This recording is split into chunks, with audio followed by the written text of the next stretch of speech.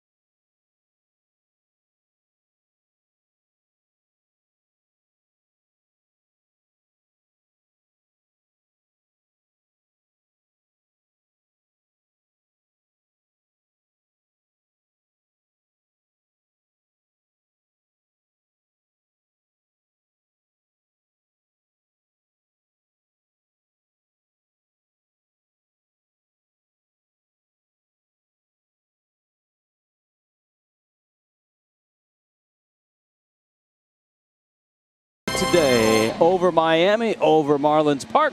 Nationals and Marlins. Let's head out to center field. Craig Minervini, Jeff Conine. And one of these days we'll do that pregame show from the Blip, because we tried a few times.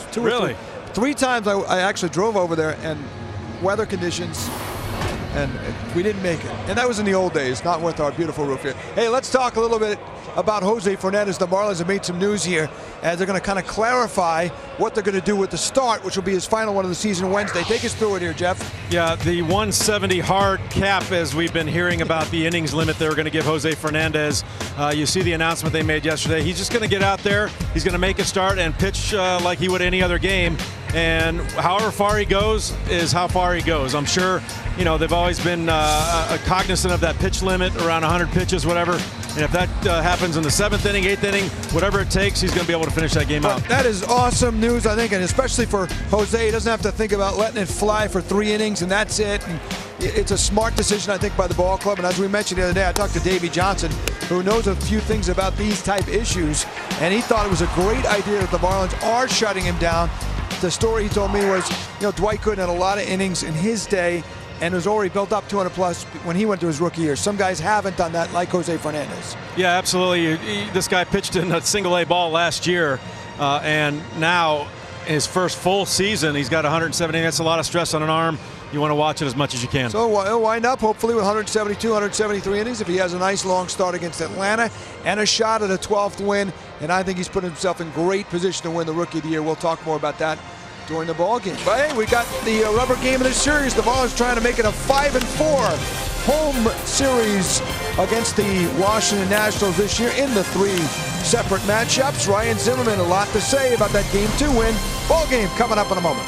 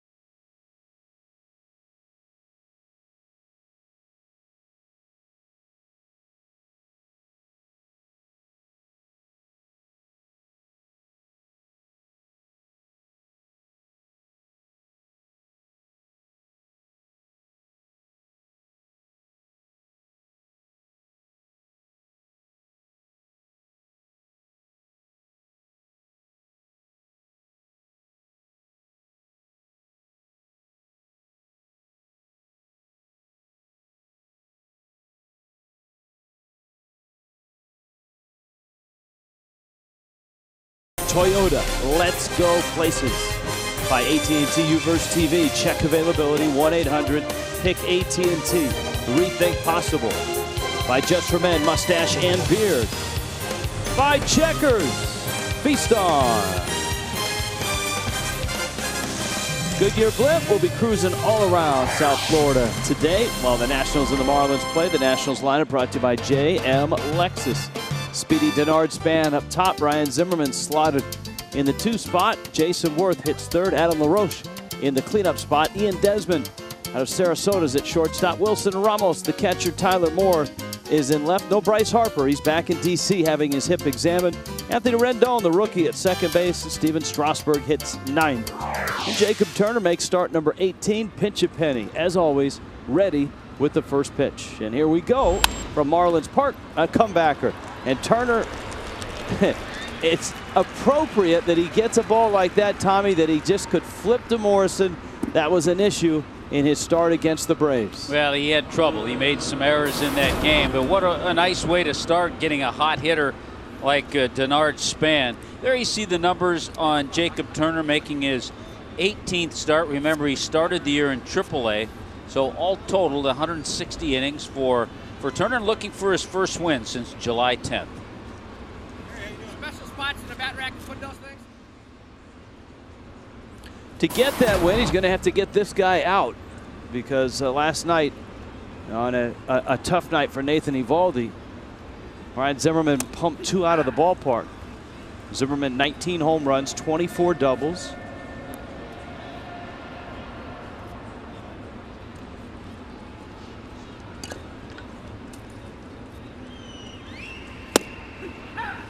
Gary Cederstrom calls strike 2. Cederstrom behind the plate. Angel Hernandez is at first.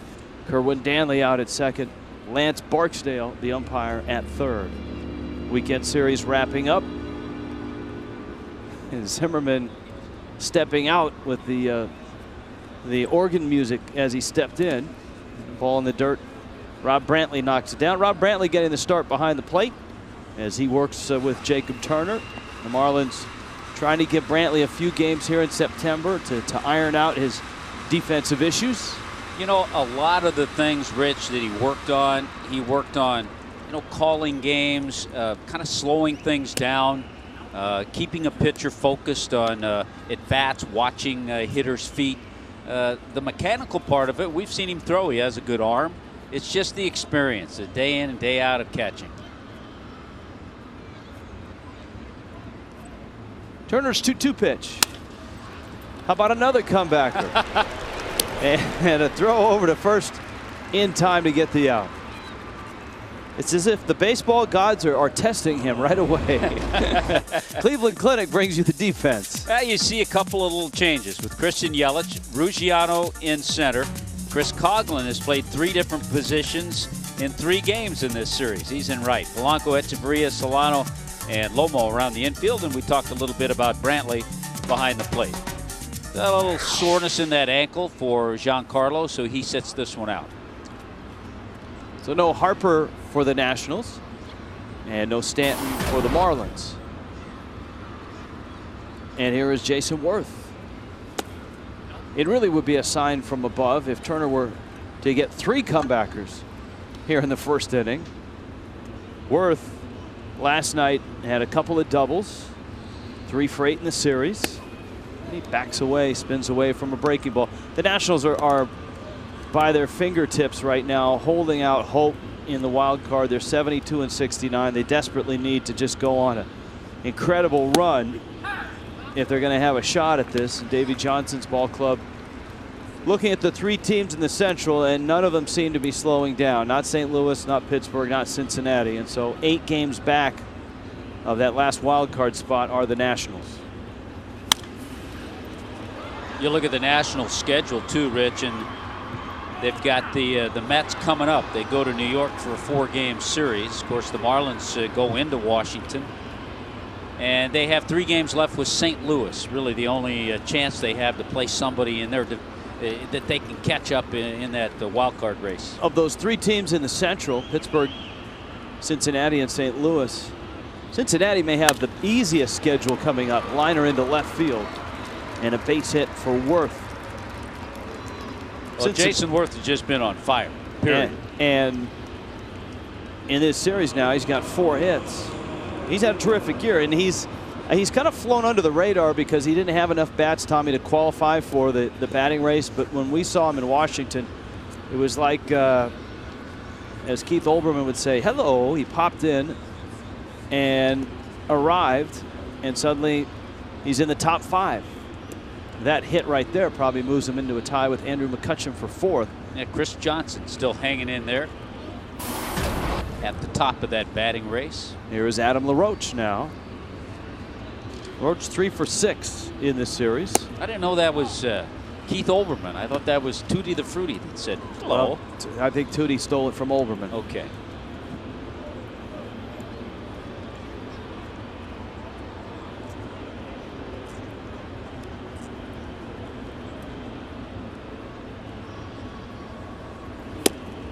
And the pitch is outside. So the Nationals see those three teams in the Central, and catching any of the three is going to be tough. The Reds have probably the best schedule going forward. They play Pittsburgh 6 times, and then they play a lot of teams with losing records.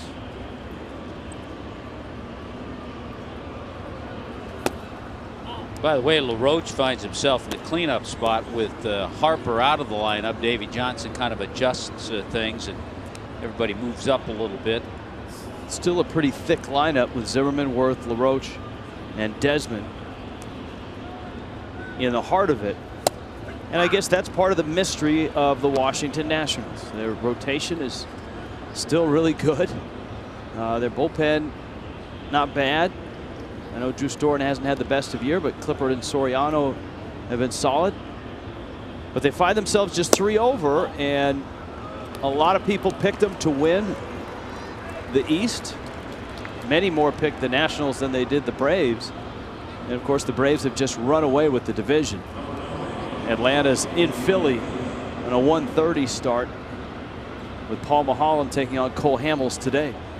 This, by the way, is an inning that Jacob Turner doesn't want to get away from him. Good move by Rob Brantley to go out, just kind of calm him down, let him know there's a man at second. Signs are a little different. But after 2 quick outs, the base hit, and now a walk. And the walks have been an issue.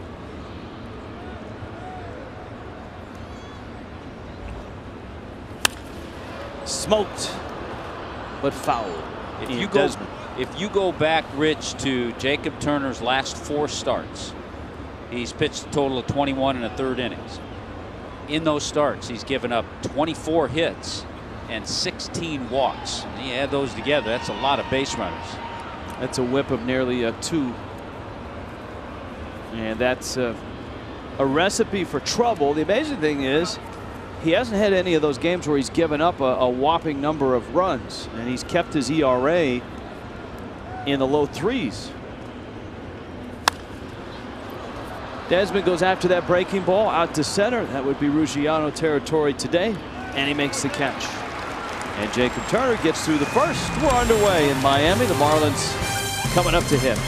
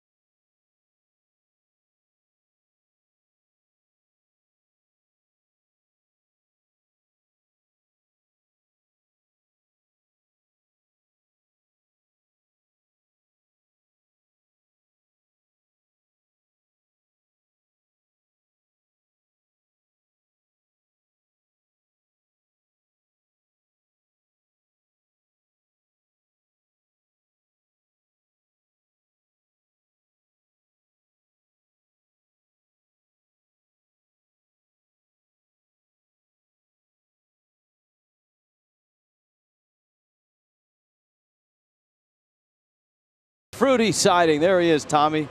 Balloon animals for everybody. It's like little Monsters Inc. going on right now.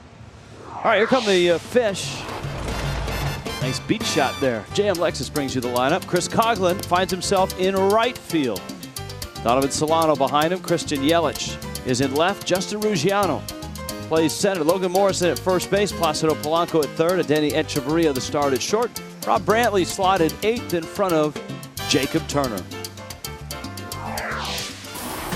Well, we talked quite a bit about Steven Strasburg, 25 years old, Of course, he had Tommy John surgery, came back, much heralded last year.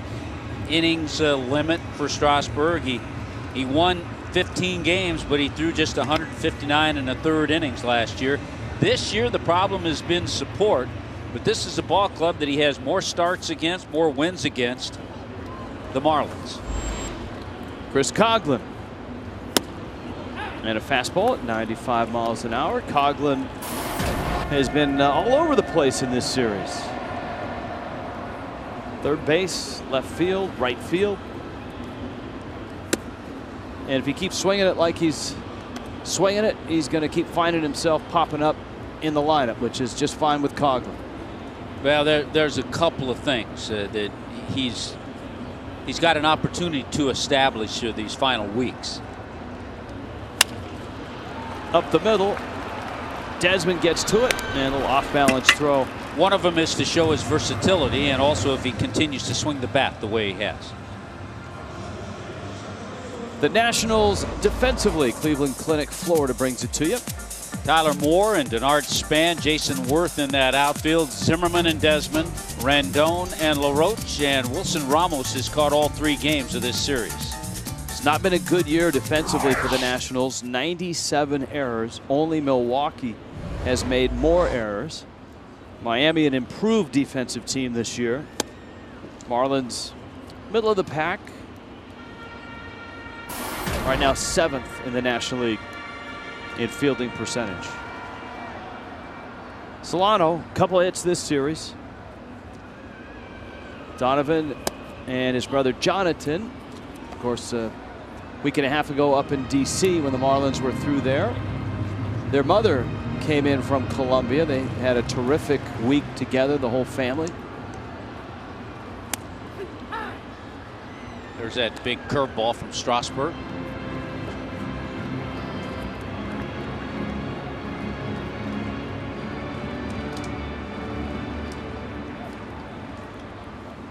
One-two from Strasburg. And Solano goes after it. Big hammer. And 2 outs. Check on that scouting report for Steven Strasburg. The fastball still lively, 92 to 97.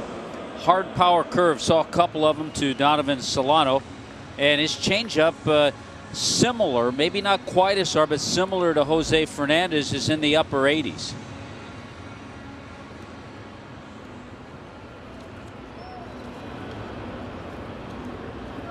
Christian Yelich now.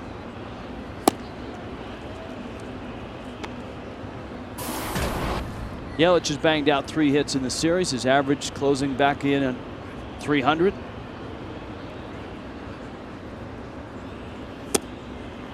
Strasburg misses in with a fastball. The Marlins, as we noted, were all lined up, all warmed up, ready to face Strasburg on that Wednesday night in D.C. Henderson Alvarez was ready. And the game started, and both pitchers went a couple innings, and rain stopped it. And the rain delay was a little over an hour. Both managers figured that they would shut down Strasburg, shut down Alvarez, and it was a bullpen game from that point on. Washington ended up winning the ball game by a score of 4-3. Yelich spraying line drives over the Marlins dugout into the seats. Yelich walked in his at-bat against Strasburg in that game. Yeah, Alvarez gave up a run in the second with Strasburg. 2 innings, no hits, no runs. Drew Storen ended up getting the win in relief. Swing and a miss. Strasburg dusts off both Solano and Yelich in a 1-2-3 first.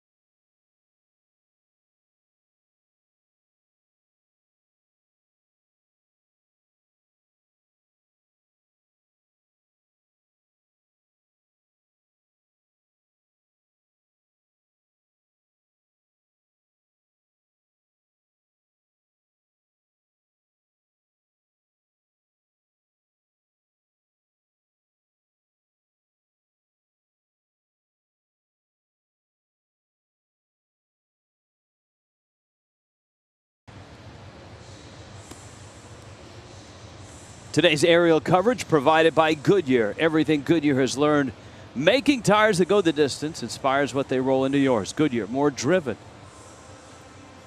Our legal reminder, this copyrighted telecast is presented by the authority of the Miami Marlins, may not be reproduced or retransmitted in any form, and the accounts and descriptions of this game may not be disseminated without the express written consent of the Miami Marlins. And anything that falls from the blimp, we're not responsible for either.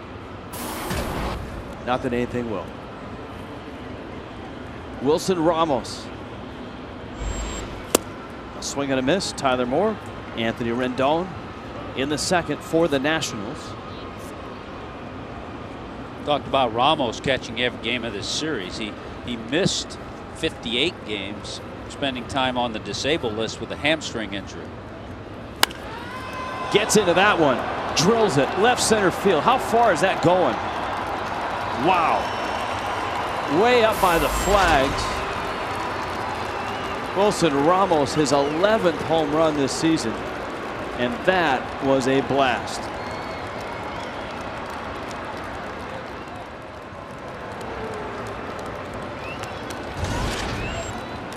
That's one that a left fielder just kind of turns, and watching Christian Yelich see where this pitch is. Boy, fastball. See how Brantley's reaching in? It missed the target. They wanted that pitch away.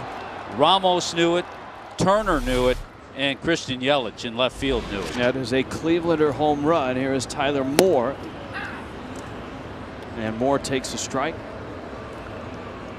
So the Nationals, much like they did last night, getting on the board with the long ball.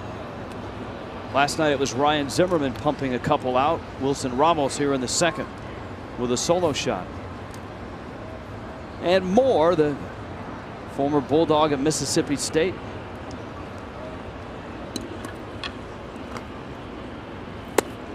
Takes outside. He's in left field with Bryce Harper going back to DC to have a hip examined. Harper claiming his hip's fine and that he should be back soon, but the Nationals obviously want to take every precaution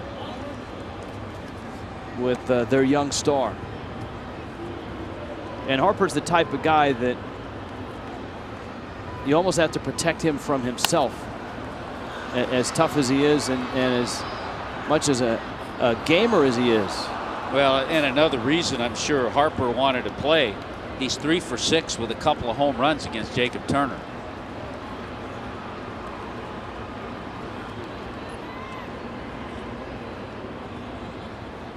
But Tyler Moore a few years ago was the Nationals Organization Player of the Year. To right, hey, Chris Coughlin in right field. Yeah, first game of this series, Chris was in left. Last night he was at third, and tonight in right. You know, you're right about the versatility part, and Mike Redmond said that a couple weeks ago about Coughlin when the Marlins announced that he was coming back and going to play third. And the immediate questions were, well, can he be your long-term solution at third base? And Redmond said, you know what, I think what he can prove here is that if he can play third base, then he becomes a really valuable piece because he can play all 3 outfield spots and he can play third base. And in the National League, there's value to that. Yeah, and I guess, Rich, what I would read into that is that he is not going to be the long-term solution at third base. That he's going to be a guy with a left-handed bat that can give you some base hits, that can start all over the place and get himself 400, 450 at-bats. Anthony Rendon is up there right now. The count's 3-0. Well, let's face it. I mean, it's and we've had this discussion many times. The Marlins are thick with outfield depth, and that's all well and good. With Marcell Ozuna, with Jake Marisnick, with Christian Yelich, with Giancarlo Stanton, and the question's always been, well, who's going to be the odd man out? You got too many outfielders. Coughlin doesn't fit in there.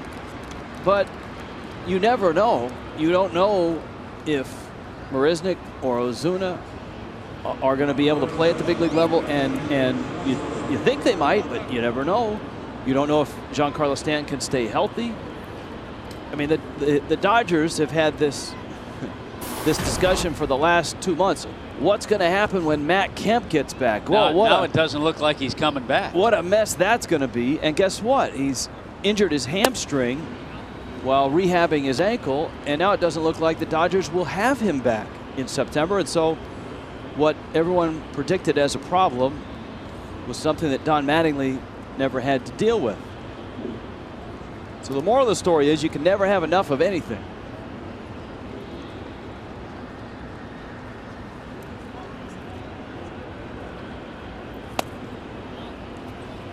Strasburg takes outside, and right now Turner having trouble finding the plate.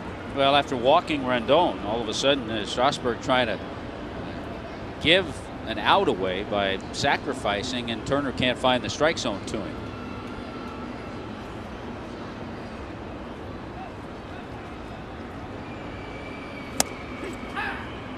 A strike, and it's 2-1.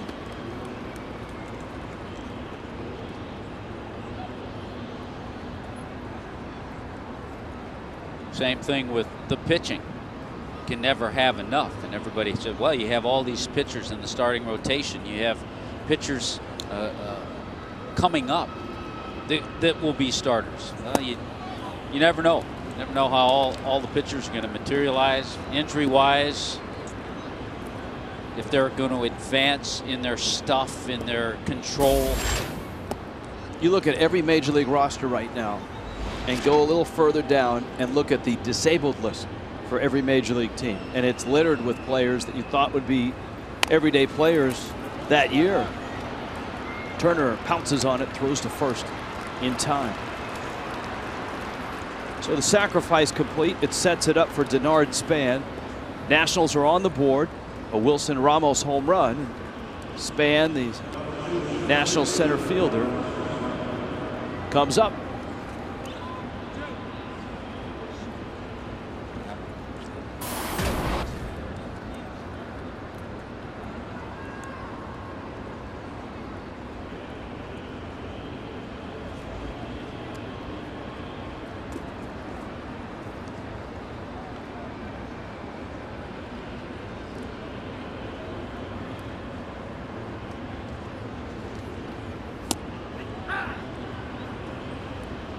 Span takes a strike.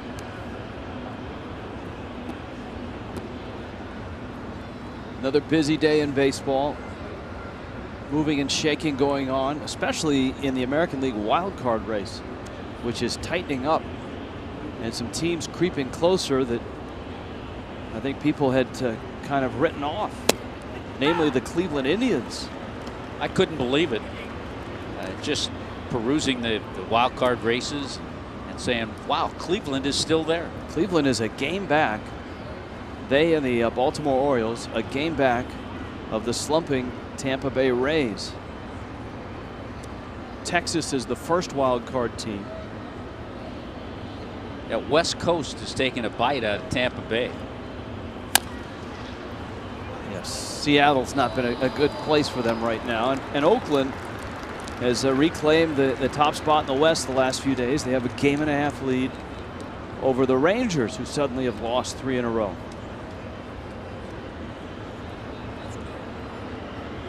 Cleveland's 5.5 back in the Central. They're closer in the wild card, but still they've even crept within 5.5 games of the Tigers, and most people have already in pen written the Tigers into the postseason.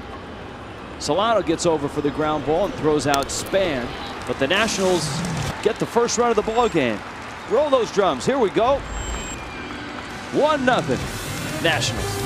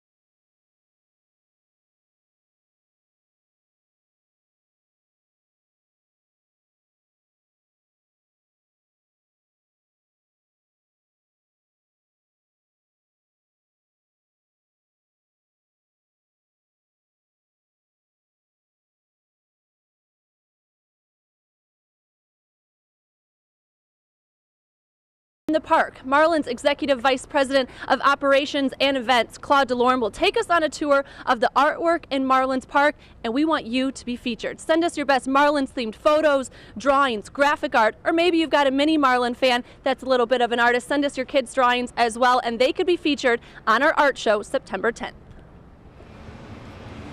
I don't think anything you or I could draw will end up on the show. I don't know if they would accept stick figures. No. They'd probably turn those down. Ruggiano's up. Strasburg misses in with a fastball. Ruggiano, Morrison, Polanco. Giancarlo Stanton getting the day off with a sore ankle. Second start of the series for Ruggiano, and he sends one into center field, a base hit. So a leadoff runner aboard against Strasburg, and here comes Morrison. Ruggiano, a little history against Steven Strasburg. He's 3 for 9 against Strasburg, and it's too bad that Giancarlo's out of there. Stanton 7 for 18 with a couple of home runs against the Nationals right-hander. Speaking of home runs, Logan Morrison hit one of the longest. Well, the longest in Marlins Park history. And Morrison takes the strike. Hit Tracker Online is our go-to place for home run distances. And Morrison's home run, one of the 3 longest homers of the week. 467, the true distance from Hit Tracker Online. For those that missed it, here it was. And there it went. Yeah, there it went. Third or fourth row back into that second deck. Morrison up the middle. That's a base hit. And so Lomo continues to swing the bat well. And that's really good to see. Couple hits here in the second inning. Now comes Placido Polanco. Mark Trumbo had the longest homer of the week, by the way. 471, and that was at Angel Stadium. Big right-handed hitter with tremendous power from the Los Angeles Angels of Anaheim. Soon to be just the Los Angeles Angels. They're dropping Anaheim. I hope the folks of Anaheim haven't taken offense with that. Well, they signed a long-term lease extension at the same time, so a little give and a little take.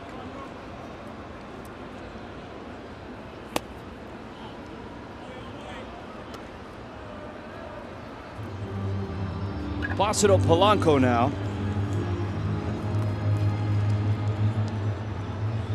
First and second, and nobody out against Steven Strasburg. Now we've talked about and we've seen good swings this inning. The Marlins in the month of August hit 221, and so far here in the month of September, as a team, over 300, 303.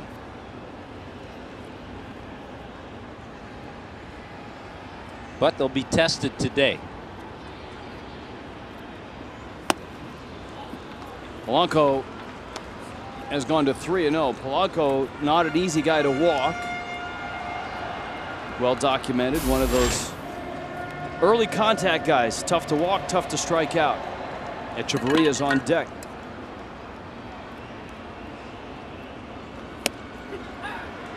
That's a strike, and a high strike at that, from Gary Cederstrom. Even Polanco, who doesn't walk much, thought he had walked. And wow. Look at that. That's not even close. Randi Institute bringing you Foxtrot. You saw how Polanco turned around when he heard the call. Only 20 walks this year for Polanco. That's in, and he knows he's walked now. He tosses the bat, trots down to first.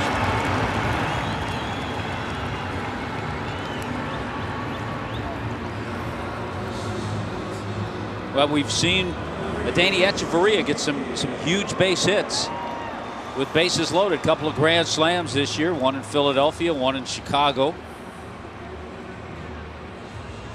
So here he is with the bases full.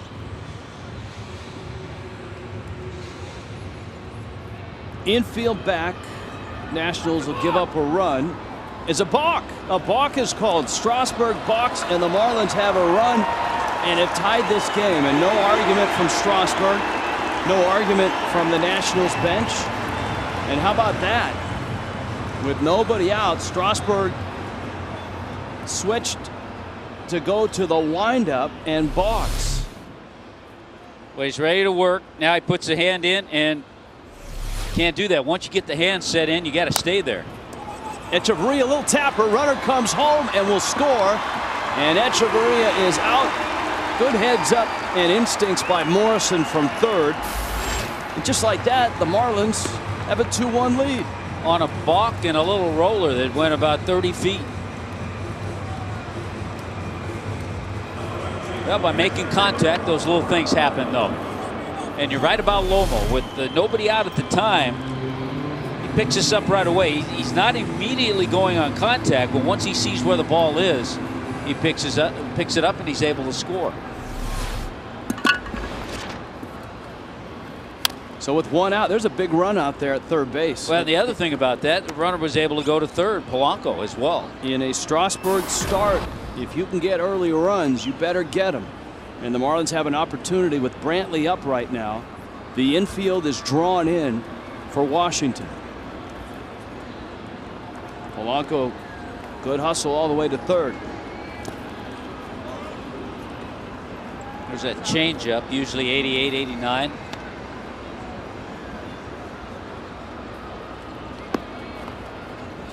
Strasburg, an interesting case when he was in college at San Diego State as a freshman. Very overweight. Yep. Shed a lot of weight. He was about 250 pounds. Tony Gwynn, the head coach at San Diego State at the time.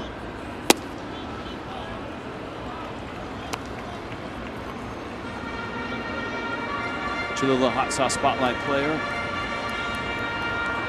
There you go. I think we've already covered everything except the first overall pick. Brantley takes in. Well, he had to steer away from some of those nice Southern California burritos, maybe, and change his diet a little bit.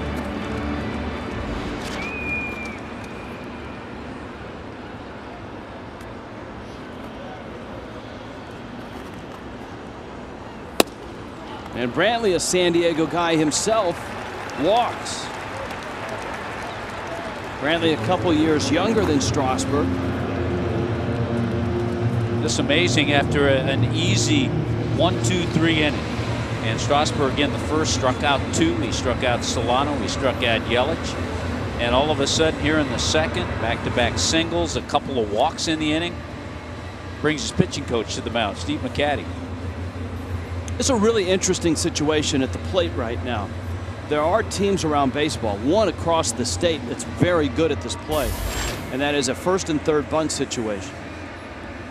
And Jacob Turner is up there right now. Sometimes you'll see managers have the pitcher bunt just to get a guy from second to third and to stay away from a double play. You got a smart runner at third, and Polanco has good baseball instincts. And of course, Brantley is at first base. Obviously, Turner is no threat with the bat in terms of swinging. And you need to have a hitter, in this case Jacob Turner, to be able to handle a bat and drop down a good bunt, which isn't easy to do off a guy like Strasburg. There's a beauty. He does. It'll move the runner, but a nice play by LaRoche to look Polanco back at third base. And so the Marlins will take the bag at second. That play, if you can get the ball down the third base line and bring Zimmerman in, you might have a better shot at it. And the reason being, because then if you're Polanco, you just follow Zimmerman, the third baseman. Just stay a couple steps behind him, and you see what he does with the ball. Either way, it was a good bunt. Runners advanced. Now it's up to Chris Coghlan with 2 out. And that's the benefit of having a guy like Coghlan who's swinging a hot stick. It's another balk. Strasburg is balked again. Wow. He's balked 2 runs in here in the second, and no argument from him and no argument from the Nationals bench. This is stunning. I don't think I've ever seen 2 balks called in an inning on the same pitcher when no one has argued, because they've clearly been balks. And that's another reason he's not been able to find the plate very well this inning. Well, there's a runner at third, 2 outs, and a breaking ball misses in. See if he does the same thing. Yes. Yep, he moved that right hand He up. starts to move that right hand, then stops. So his concentration right now is totally lost. You know, the thing that worked against him, Tommy, is the fact that once he had runners at third in a bases loaded situation, or in that case second and third, he went from the stretch to the windup. A lot of guys will stay at the stretch position. Exactly. Now, if he did that from the windup with a runner with no runners on, then it's no issue. An amazing thing, he only has 3 balks all year, and 2 we've seen this inning. The other amazing thing is that Bob Davidson's not working this game. Here's the 1-1. A swing and a miss. You know, you have to reference Bob Davison, veteran umpire, known around the league as Balkin' Bob, because he seems to call a lot of balks.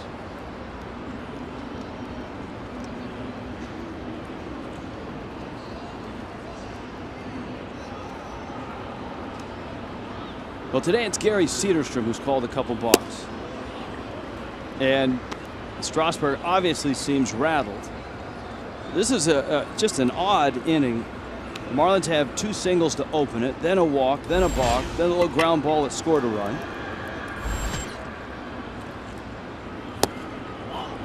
And here is Coghlan, who has worked the count full to 3-2.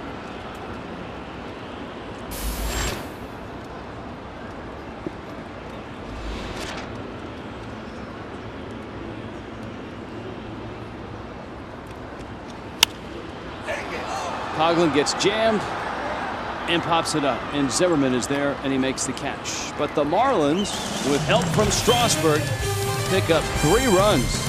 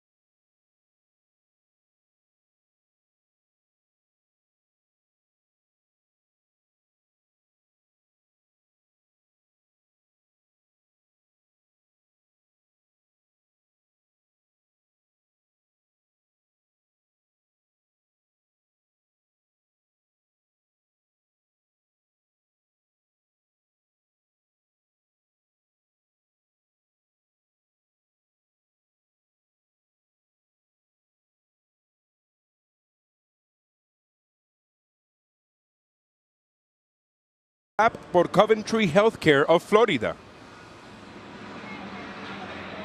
Welcome back, everybody, to Marlins baseball here as we move along to the top of the 3rd inning. The Marlins scoring 3 runs with their balk offense, getting 2 runs on the Strasburg balks. But this has been the sign of an improving offense, getting runners on, plating runners in September that they can only hope to continue after what has been a miserable offensive season this side of June. Look, even the last couple of months for the Marlins, go to July and August, for example, and you look at this month from a standpoint of offense, the Marlins hitting over 300 this month, coming into the game here with 3 runs already through 2 innings. In the last 2 months, they hit just 222. They averaged 3 runs a game. They hit only 30 homers in 54 games. Here they're averaging better than a home run a game this month. Again, only 6 games into the 7th. But the hitting coach, John Pearson, has felt that of late their approach has been better. You like to use the word battle at the plate and really getting good counts. Obviously, the addition of Coughlin has helped, and some more of the power we've seen from Stanton and Lomo. And another thing he threw out, guys, was he said, boy, I didn't realize how great the defense is until you watch it every day in the major leagues. He says, there's balls every day I see that are going through in the minor leagues, that diving plays are almost routine here. Great plays, routine to get outs, where in the minors you see a lot of hits from those type. That ball's crushed, and I don't think it's coming back. Bangs off the Clevelander sign. Ryan Zimmerman. Now, Craig, that's a major league home run right there. Zimmerman, who's just smoking hot. 2 homers last night. Bangs one out of here. The Nationals climb within a run. It's 3-2. Yeah, we talked about Ryan Zimmerman, his 4th home run against the Marlins this year. He's had 3 in the last 2 games. 22nd against the Marlins in his career, most against any team. And the interesting note on Zimmerman this year, 16 of his 20 home runs have been hit on the road.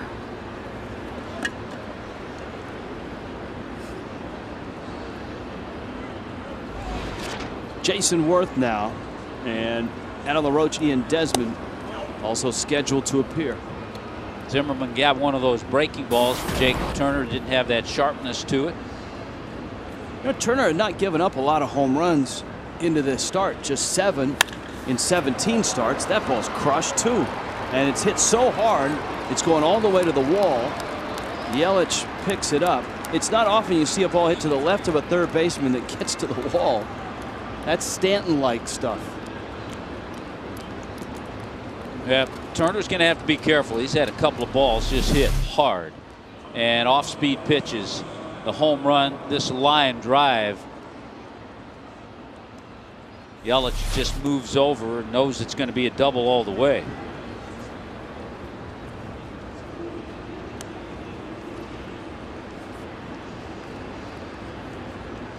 Here's LaRoche now, who walked back in the first.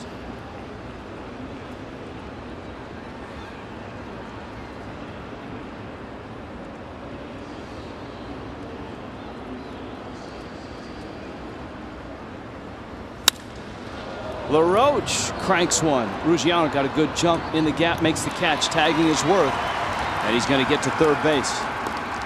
Well, something we've seen over the years, Rich.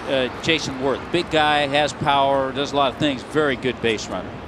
Good instincts, surprising speed for his size. Really benefited from the years that he spent around Davey Lopes in Philly. Picks up that fly ball, starts to go halfway, then says, oh no, that's going to be caught, and goes back and tags up.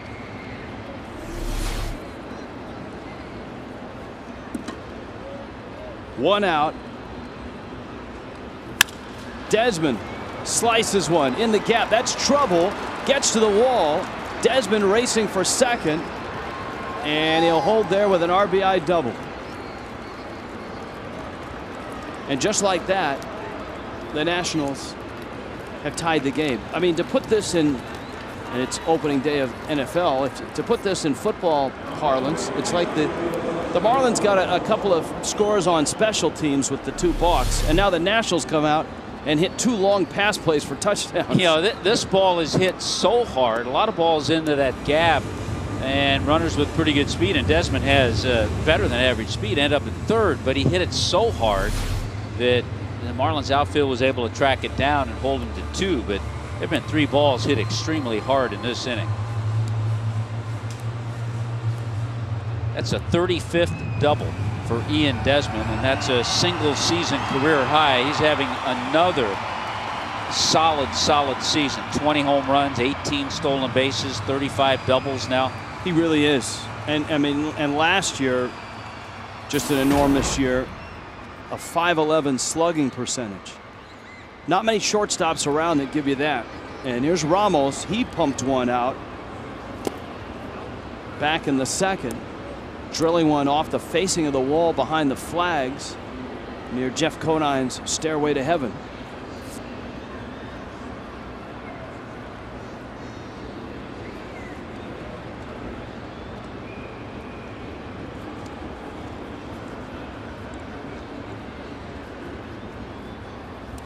One-0 pitch in the dirt. Brantley blocks it. So the Nationals have 5 hits, and all of them have been rather loud. 2 doubles, Worth's and Desmond in this inning. 2 homers, Zimmerman's and Ramos's, and then Worth had a single back in the first on a line drive. There hadn't been a cheap hit yet for Washington.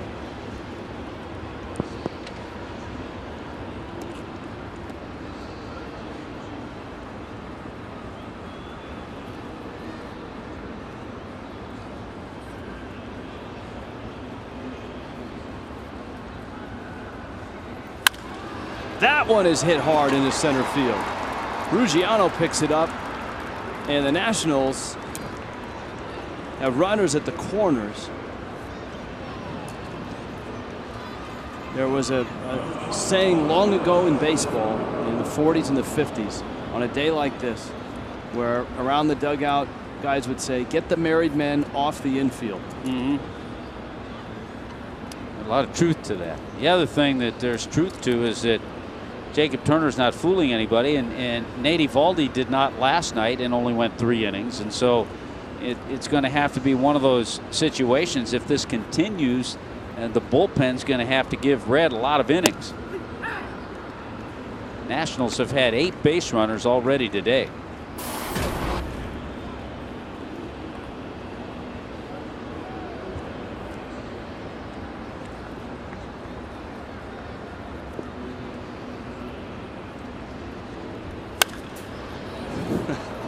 Even the foul balls are hit hard. And the breaking balls are rolling. They're not sharp. The fastballs have missed location. And they've been fat balls. No, I was just about to say, you would have been correct. It's a Freudian slip, but I think I was right. Had you stayed with your instincts, you would have been accurate. See, you got to let the instincts take over once in a while. At the corners, Desmond an RBI double, Ramos a line drive single. It's Tyler Moore up there right now for the Nationals. And Jacob Turner trying to hang in there, and he gets a strikeout of Moore on a sharper breaking ball. Ryan Webb is up in the bullpen. The dilemma for the Marlins, even with the expanded rosters and a deep bullpen, is the 3 innings by Eovaldi last night forced everybody to pitch in.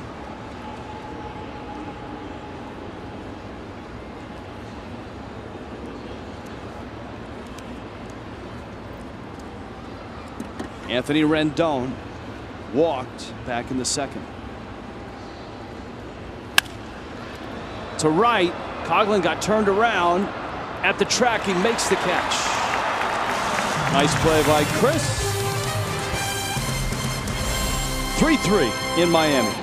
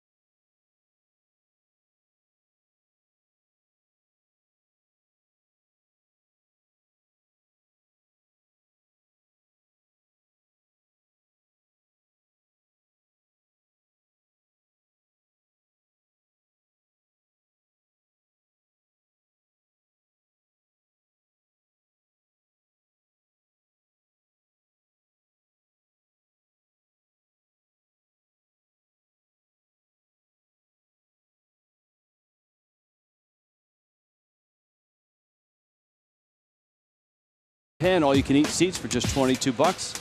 Outback Steakhouse South Florida Heroes Monday. All military, veterans, police, firefighters, and first responders can receive complimentary tickets to the game. Marlins.com, the place to go. The Goodyear Blimp is with us, high above what has been a rather entertaining ball game so far here in Miami. And I think even more so, Rich, if you like balks. The Marlins.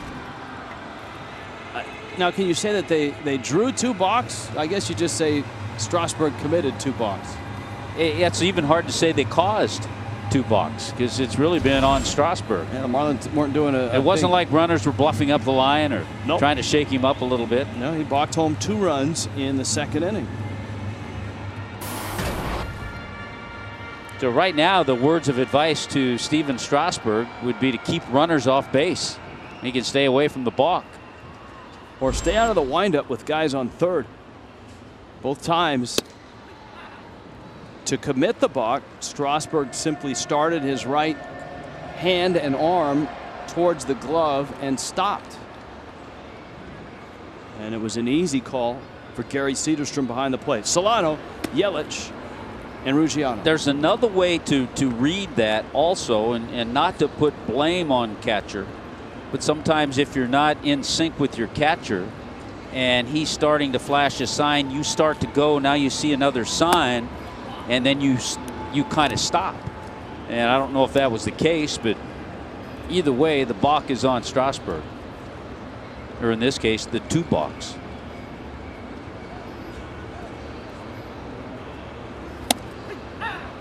Letter high fastball. Solano struck out back in the 1st. He chased a breaking ball. Strasburg worked a 1-2-3 first, looked sharp, striking out both Solano and Yelich on the way. And down goes Solano, same pitch that got him back in the 1st. Poll question. AT&T Uverse brings it to you. Who's going to win the Central? Boy, this is... Yeah, I'm sticking to my guns, Rich. I'm still saying Cincinnati. I have a hard time picking against the Cardinals simply because of their track record of what they've done. Yeah, you're right. They don't have Alan Craig now for a little bit. That's a good point. And I like what you said about Cincinnati having a favorable schedule. Yeah, because they've got Pittsburgh 3 at home and 3 on the road. And then a lot of teams that have fallen way out of it, including 3 games against the Houston Astros in interleague play. And also now they just endured a long stretch, I think about a 3 for 30 from Joey Votto.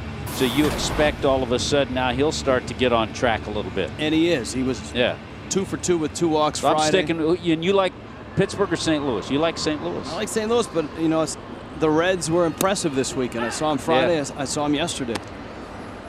Here's Ruggiano. He had a base hit. That back in the 2nd. That opened the balk fest.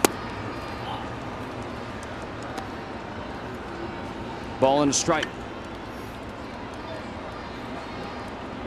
In fact, Pittsburgh and St. Louis play each other again today. And that game is in St. Louis.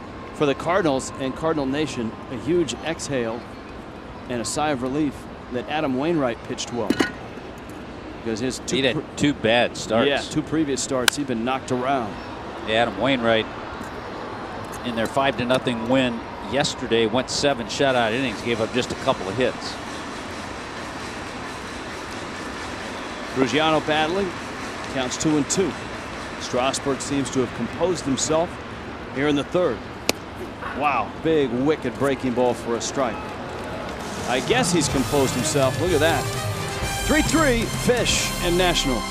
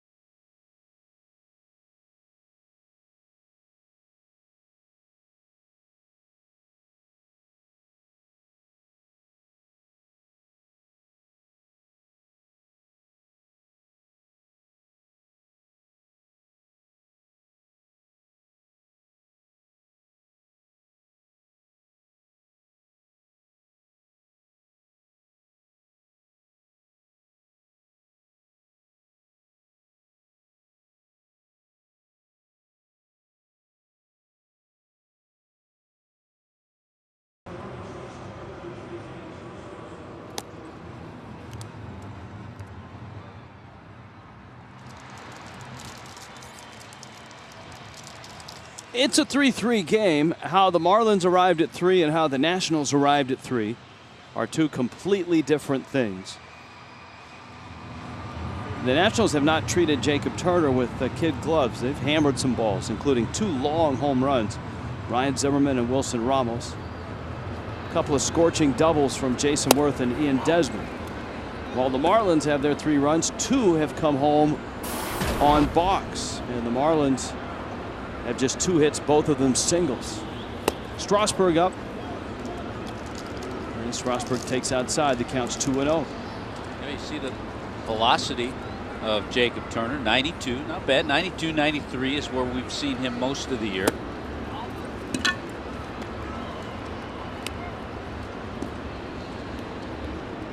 But all of a sudden, 3-0 to Strasburg. And he misses outside. A 4-pitch walk to the Nationals pitcher. And Chuck Hernandez for the second time is on the horn.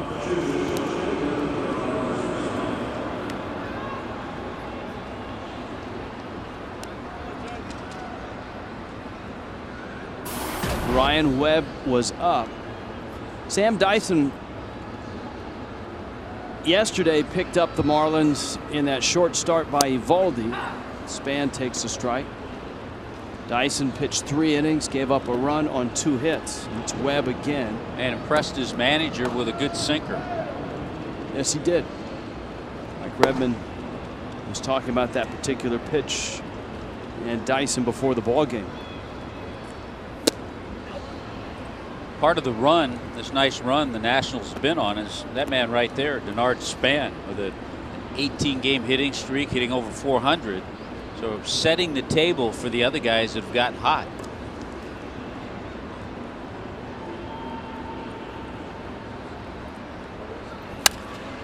Span finds the line. It's a fair ball. Yelich trying to cut it off.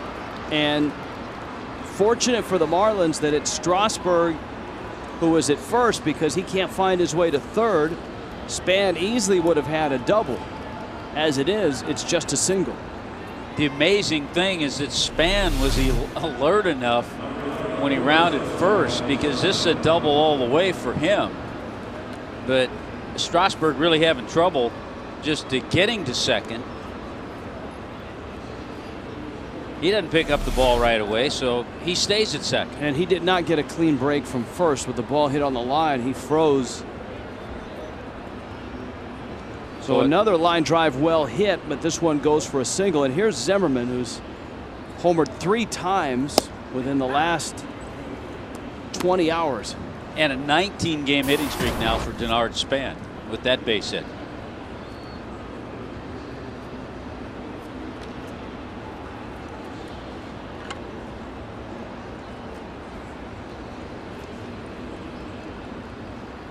As Zimmerman starting for the 23rd time this year in the number 2 spot, the batting order.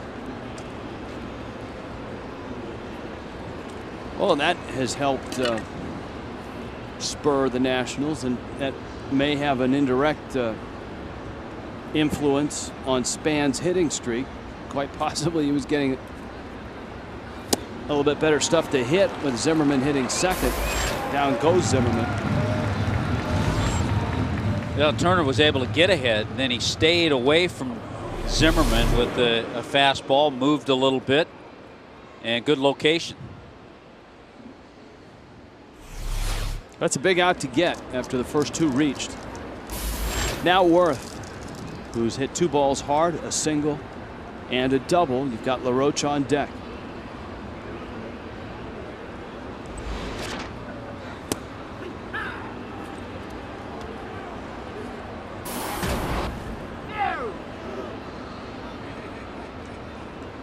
Gary Cederstrom, home plate umpire, getting a little earful, not only from Worth, but from the Nationals dugout, too, on that last pitch.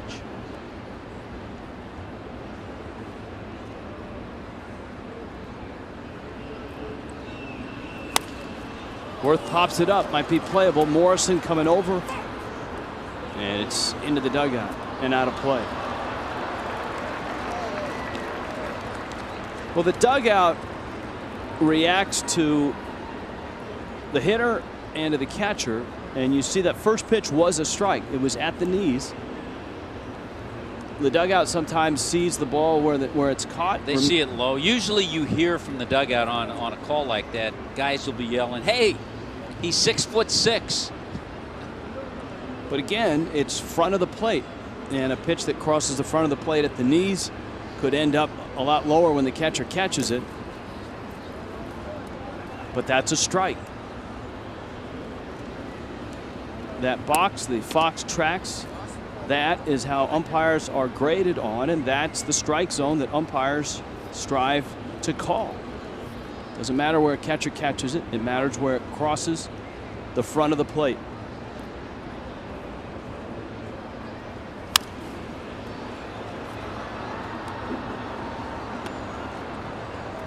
There may be a time 15, 20 years from now where that sequence happens and an umpire whips out a handheld device with the Fox tracks and walks over the dugout and says, "See?" And again, there could be a sequence where the manager walks up to the umpire and says, "See?" See? One's got an iPhone, the other's got an Android. Could the game ever come to that? You never know. Counts 2-2. Strasburg at second. Span at first. On the ground, Polanco. Solano, tough turn, and he doesn't make it. Worth runs well, and Span was on top of Solano. The Marlins narrowly miss a double play.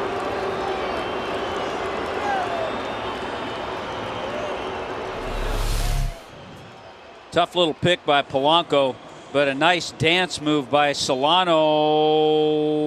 Boy, that's bang bang, but looked like his foot was right on the bag. Just beat it. Looked like Angel Hernandez was on it and made a good call.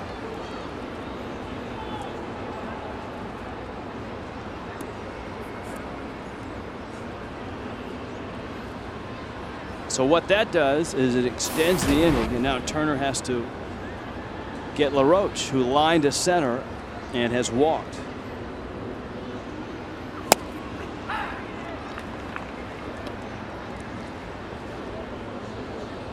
Again, this has the feel of Jacob Turner's start in Atlanta. No decision. A lot of base runners. Gave up 4 hits, 4 walks. But just 3 runs and 2 earned runs. You know, a lot of that undoing was his. He made 3 errors in that game. But he just managed to work around it. And he's kind of doing that today, especially in this inning, if he gets out of this inning. I think if you ask Chuck Hernandez, he would prefer that Turner not work into it before he had to work around it. He would prefer not having to call the bullpen in the last 2 innings. That's right. He's had Webb up twice.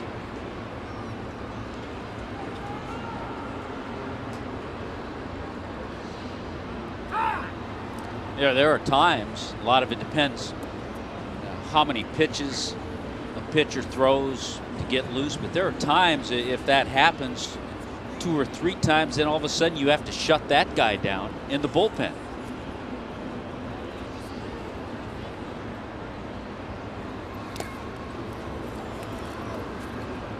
Good job, Brantley, keeping it in front of him. Just do that, and the runners have to stay put. Pitching coaches call that heating up.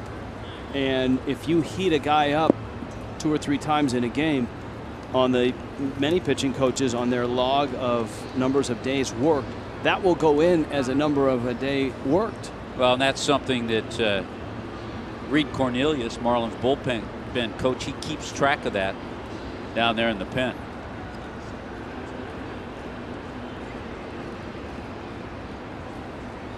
At the corners, 1-2.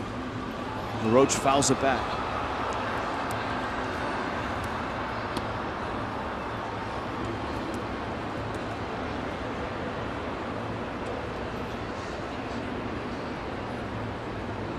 There is Webb.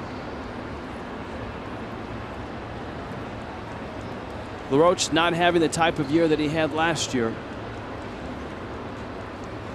Last year slugged .510, 35 doubles, 33 homers.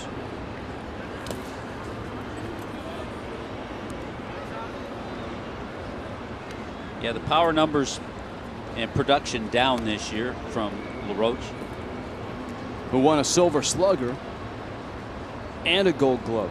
And you and I last year, and talking to Davey Johnson and those who cover the Nationals last year, they felt LaRoche was their MVP with the solid year he had.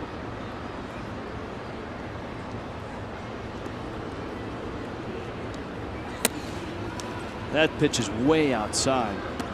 And they count full now at 3-2. He tried to change up there and missed badly with it. I guess one of the questions about Turner, and it's a legitimate question, is he tired? Is he fatigued? Has he hit a wall? Well, he's closing in on 165 innings this year. Swing and a miss. And down goes LaRoche. He worked his way in and he worked his way out.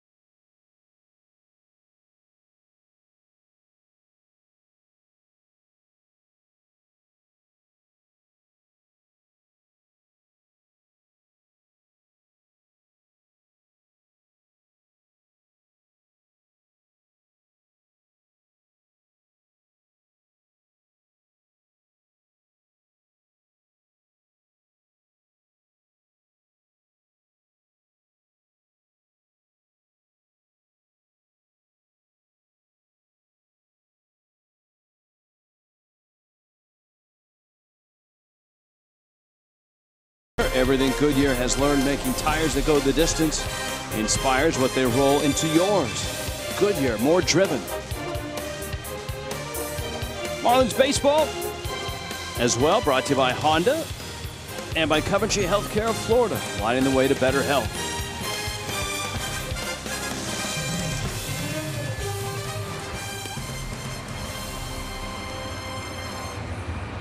Shot of Marlins Park on a Sunday afternoon in Miami. Been an interesting ball game here. 2 boxed by that man, Steven Strasburg, allowing a couple runs to score and a 3-run second. And the Nationals offensively have swung the bats well. Jacob Turner has bobbed and weaved his way through and allowed just the 3 runs. Now remember, Strasburg started that inning. He walked, and he was on the bases the entire inning. Let's see if that has any effect on him. Now Morrison, you heard Jeff Conine in Marlins Live talk about Morrison and how he's made a slight adjustment in his swing, and all of a sudden the power has come pouring out of him. He had a line drive single in the second. Polanco and Echeverria will follow.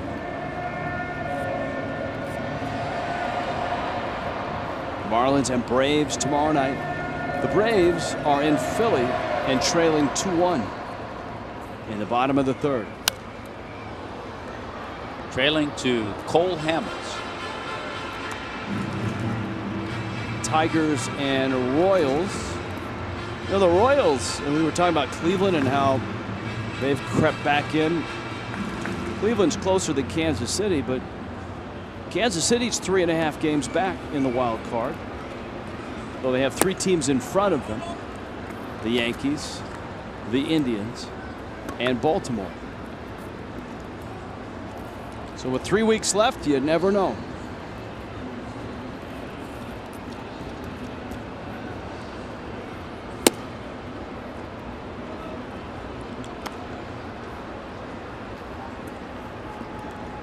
Oakland and the Rangers dueling in the West of the American League. Oakland's at home against Houston. And Texas is in Anaheim. The Angels all of a sudden have caught fire, but it looks too little, too late, I think.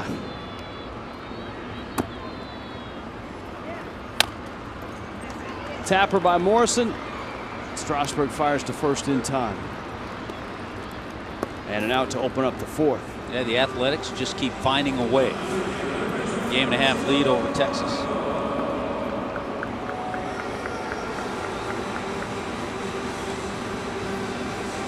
Placido Polanco. And what I want to know, Rich, is how can they be playing in the Bronx today and it's only a 1-0 Boston lead right now in the fourth inning?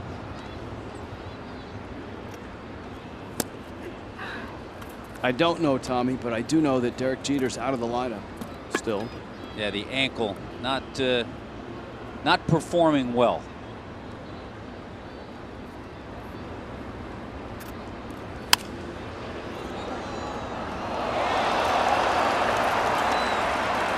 Nice play by a fan. He was going glasses up, Tommy, just in case the roof was open. He's got the glasses on top of always the cap. Prepared. We like fans that are always prepared.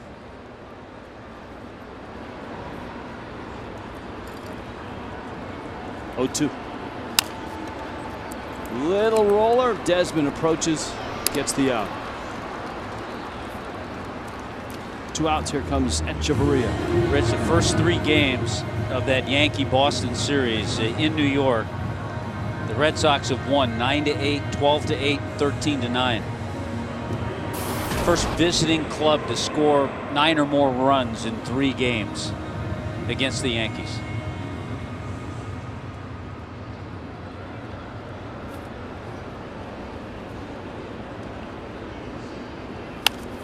Tommy, sad news coming out of, I don't know, Greece or wherever the International Olympic Committee is located.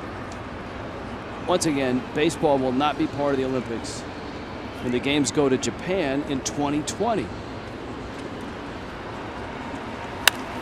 That one fouled off. Everyone thought, since baseball is so popular in Japan and Tokyo is going to host the games, but the International Olympic Committee has decided to reinstate wrestling, which makes guys like Dan Gable happy, but no baseball, no softball, and squash apparently is on the outs.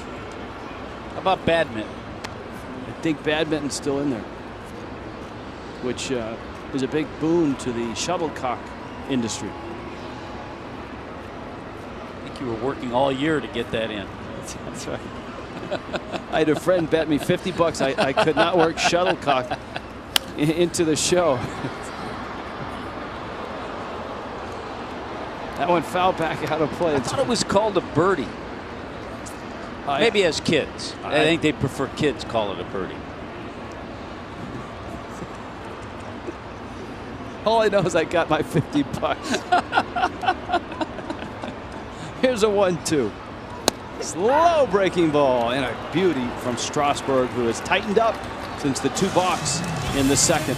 3-3 game.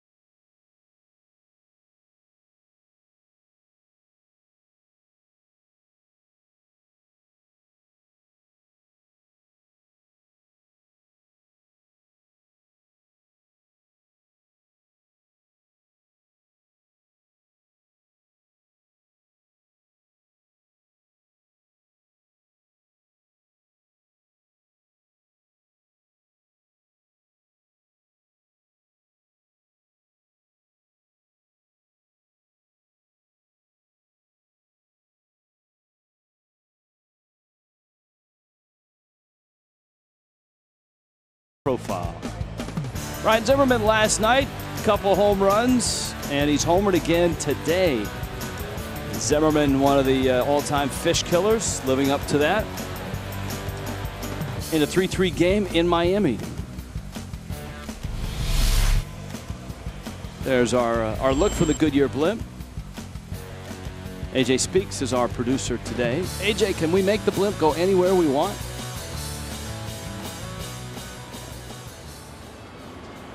Well, Bermuda would be my choice, but I don't know that they have enough. It is a little far. It's out of range. I don't know. Send them over to South Beach. Let's see what Marlins Park looks like from South Beach. Ian Desmond. They cannot go to Desmond's hometown of Sarasota, but if they did, they'd see a lot of proud people there. He has turned into a terrific major leaguer, and he's always hit the Marlins well, especially this year. He had that incredible series in D.C. He was 8 for 12. Marlins kind of cooled him off a little the first 2 games here, but not today. 2 for 3 today. Yeah, I'd like to see the blimp head east over to South Beach and then kind of look back at Marlins Park.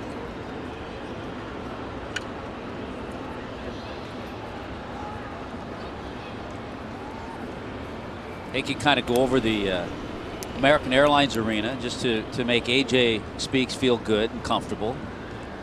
AJ, a producer for Miami Heat Television on Fox Sports Florida, Sun Sports.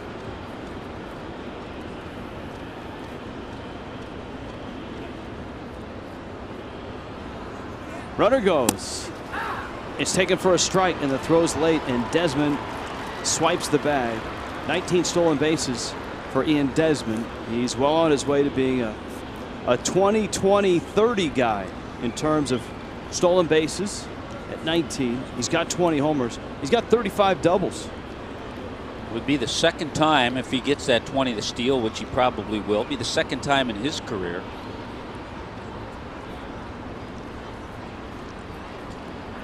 Got a long way to go to match the best total in Nationals history. That was the 46 home runs and 41 stolen bases of Alfonso Soriano. That year turned into more money than most years in Major League history, because that prompted the Cubs to lay out that long-term money to Soriano, who is absolutely killing it as a Yankee right now. On somewhat of the Cubs' dime, the Cubs are still on the hook for part of that salary.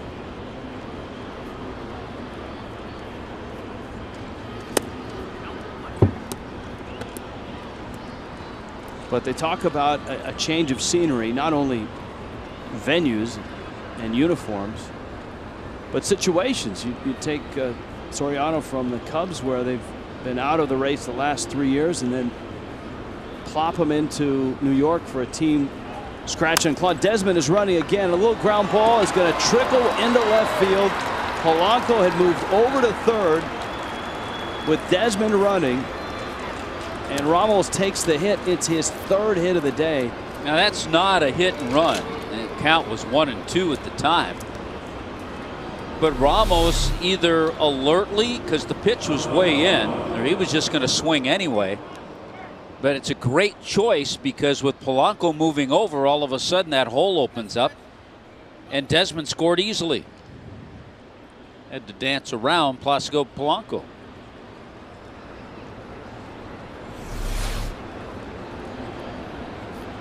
Mike Redmond is coming out. He's seen enough from Jacob Turner, and he's going to make the change. Marlins will double switch here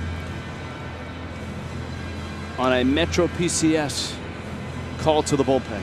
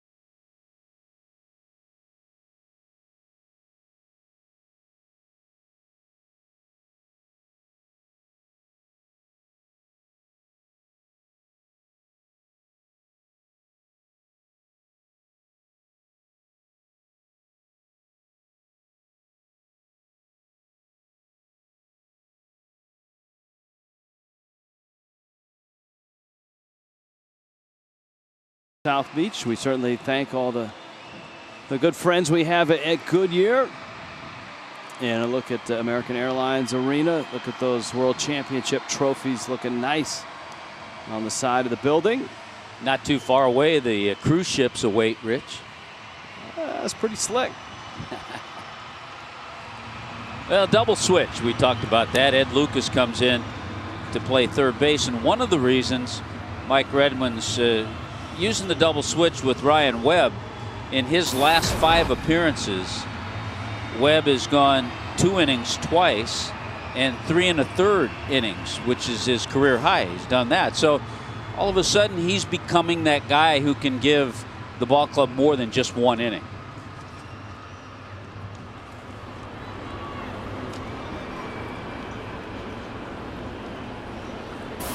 So Lucas is in the 9 spot. He's due up second in the bottom of this inning. And the pitcher Webb resides in Polanco's spot, 6th in the order. Moore goes after a fastball and fouls it back. This game's had a little bit of everything from balks, Strasburg committing 2 with a runner at third each time, to long balls. The Nationals have launched a couple of no-doubters, Ryan Zimmerman and Wilson Ramos. We just saw Desmond swipe second and cause a ball to get into left field while running to third.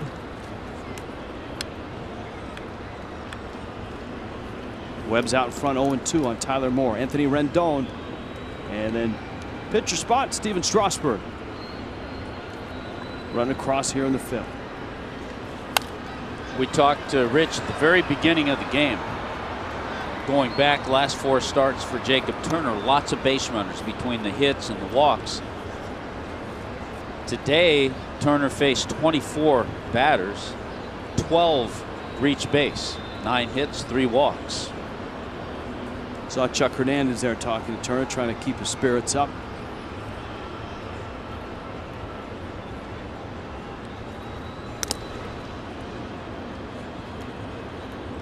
Not just with Jose Fernandez and not just with the Marlins, are teams around baseball that are out of contention, keeping a close eye on young pitchers and their inning totals in relation to where they were last year or where they've been on their way up. That strike 3 called. Webb gets Tyler Moore. And the Marlins, for Jacob Turner, are keeping an eye on his load this year. I think it's a little different with Henderson Alvarez, who pitches tomorrow night against the Braves, because of his injury early in the year. His innings numbers aren't real high, and the same for Nathan Eovaldi. Anthony Rendon takes in. Yeah, Henderson Alvarez tomorrow night against a tough little right-hander, Chris Medlin. 4-game series against Atlanta. And if you want to mark on your calendar or smartphone, Wednesday night, Jose Fernandez in his final start of the year against the terrific left-hander Mike Minor. And that's it. There will be no command performance, no encore performance. That'll be it for Jose. And for Fernandez, he's done everything he could possibly do to win the National League Rookie of the Year. It would be certainly nice to see him finish with a flourish and leave everybody with a lasting memory, so to speak. Rendon waits on the breaking ball, tags it to left. Yelich dives, and it's going to cost him because it's going to get by him, and it's going to go to the wall, and a catcher is going to score from first base. And it's 5-3. Well, it's a quick decision you have to make, but you also have to realize if you don't get it, you don't knock it down, it's a whole lot of trouble in this big ballpark. So with Yelich making the decision, he's got to make that choice. But all of a sudden, this ball just hooks away from him, He doesn't get leather on it, can't knock it down, and Rendon ends up at third, and Ramos comes in to score. That run, the final run, tagged to the line of Jacob Turner.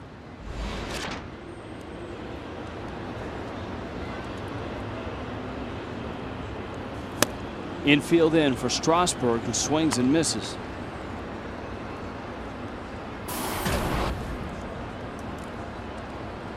Nationals have 10 hits, 5 of them extra bases, 3 doubles, and 2 home runs. Well, all of a sudden, after being shut down Friday night, the Nationals with just 2 base hits. Last night, 16 hits for Washington and 10 already today.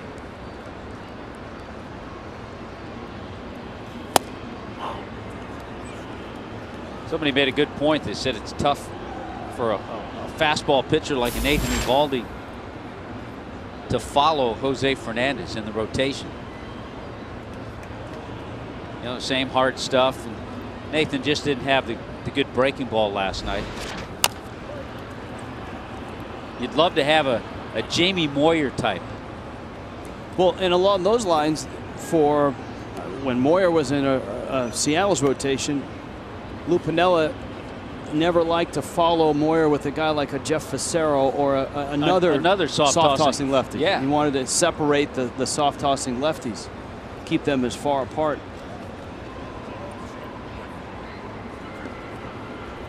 Sorry, that was the first soft-tossing lefty I could pull out of my hat from. Jeff Fassero is a good name. Pitched for the Expos, too, I think.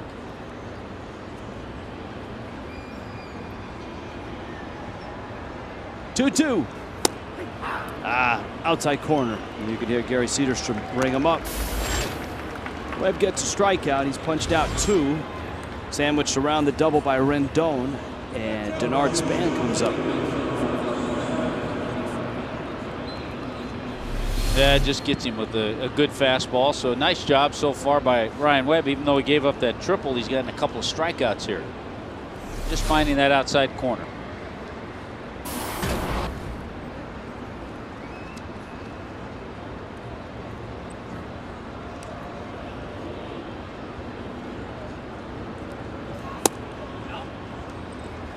Span takes away. Tommy's documented the run that Span is on at the top of the Washington order. Span coming over from the Minnesota Twins. 19 straight now. It's the longest active streak in baseball. He extended it with a base hit in the 4th. It's been a solid streak, too. He's stayed over 400 during the hitting streak. Catholic High School in Tampa.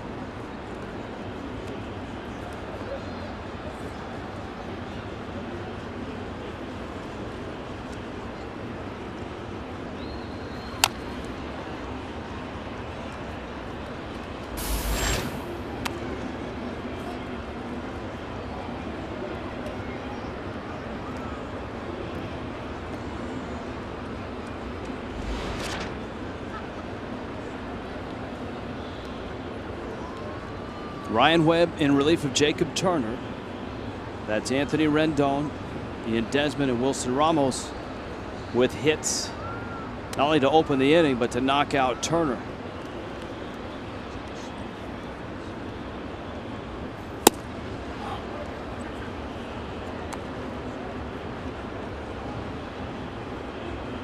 Counts 2-2. And so Mike Redmond is hoping for multiple innings out of Webb. And then after that, just about everybody's available except maybe Sam Dyson, who threw 3 innings last night.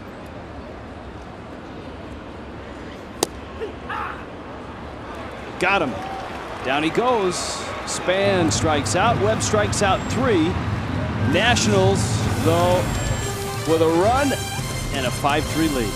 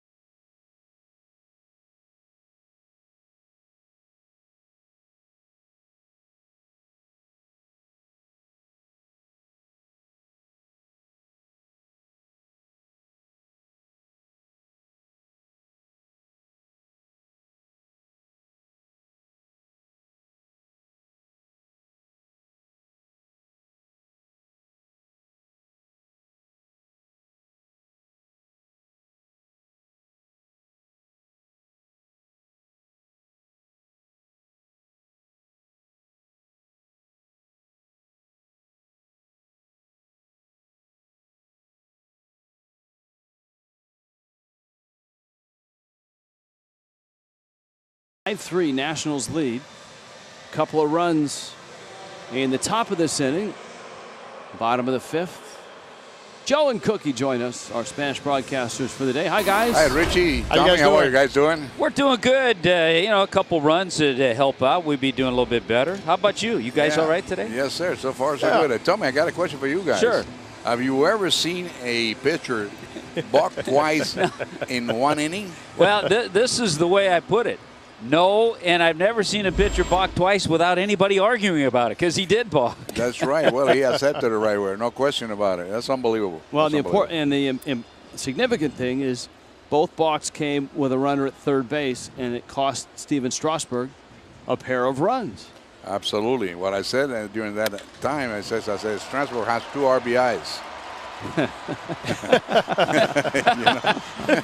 And also coming into the game, he only had 1 balk all year. So yeah, that's right. That's right. I guess Cookie he was 2 for 2 with runners in scoring position. That's right. In his defense, he has settled down though. He got a little nerve racked in that inning, but he's settled down since then. Yeah, you could tell that he was frustrated with himself. Sure. Well, he couldn't get the curveball over. The fastball was all over the place, but finally he settled down a little bit and finally back in the game. You know, he's got a lead now by 2 runs, so a good chance for us maybe to come back and win this ball game. Ed Lucas is up. Lucas takes a strike. All right, guys. Good to talk to you guys. All right. All right. Take care. No more balks. And enjoy the rest of your weekend. Make sure you come to a set position. Lucas, first AB. Strasburg bends one outside. See, it's a play, Rich, that you just don't hear aspiring broadcasters put on a tape, resume tape, that they send out, a balk call. Oh, I assure you, Tommy, somewhere there is an announcer that's practicing a balk call. I'd love to hear John Sterling's balk call. And a lot of it would depend on who balked. Could you imagine if Alfonso Soriano were to balk? He'd be sorry about that. Here is the 3-1, and it's a strike.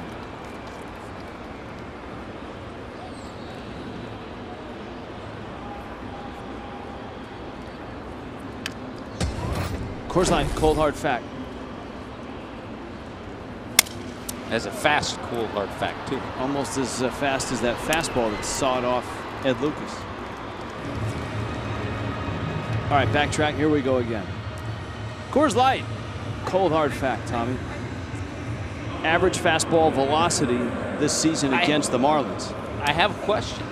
Nathan Eovaldi, I think, is faster than all 3 of those guys. But where is Jose Fernandez on that list? I mean, the other night Jose was throwing 97, 98. He touched 99 on average fastball velocity. For in the major leagues or in the National League. Because in the National League, Nathan Eovaldi leads. And I got to figure Jose's right up there. All right, well, that was against the Marlins, so we'll put the crack staff to use here on a Sunday if we can get them back in the truck. Pitch misses outside. All of a sudden, Strasburg is retired 9 straight. So we're looking for average fastball velocity, National League. Who are the league leaders, and what's Fernandez?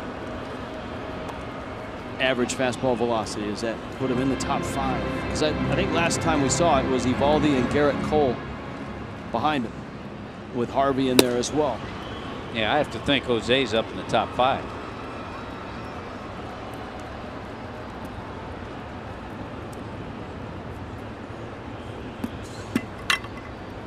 Coughlin sitting on a 3-0.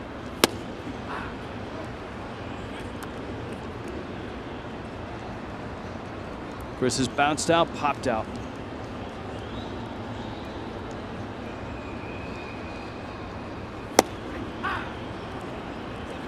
On the corner.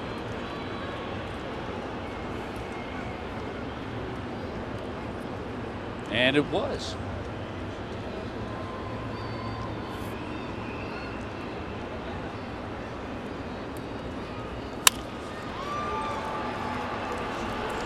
Rendon fires over to first in time.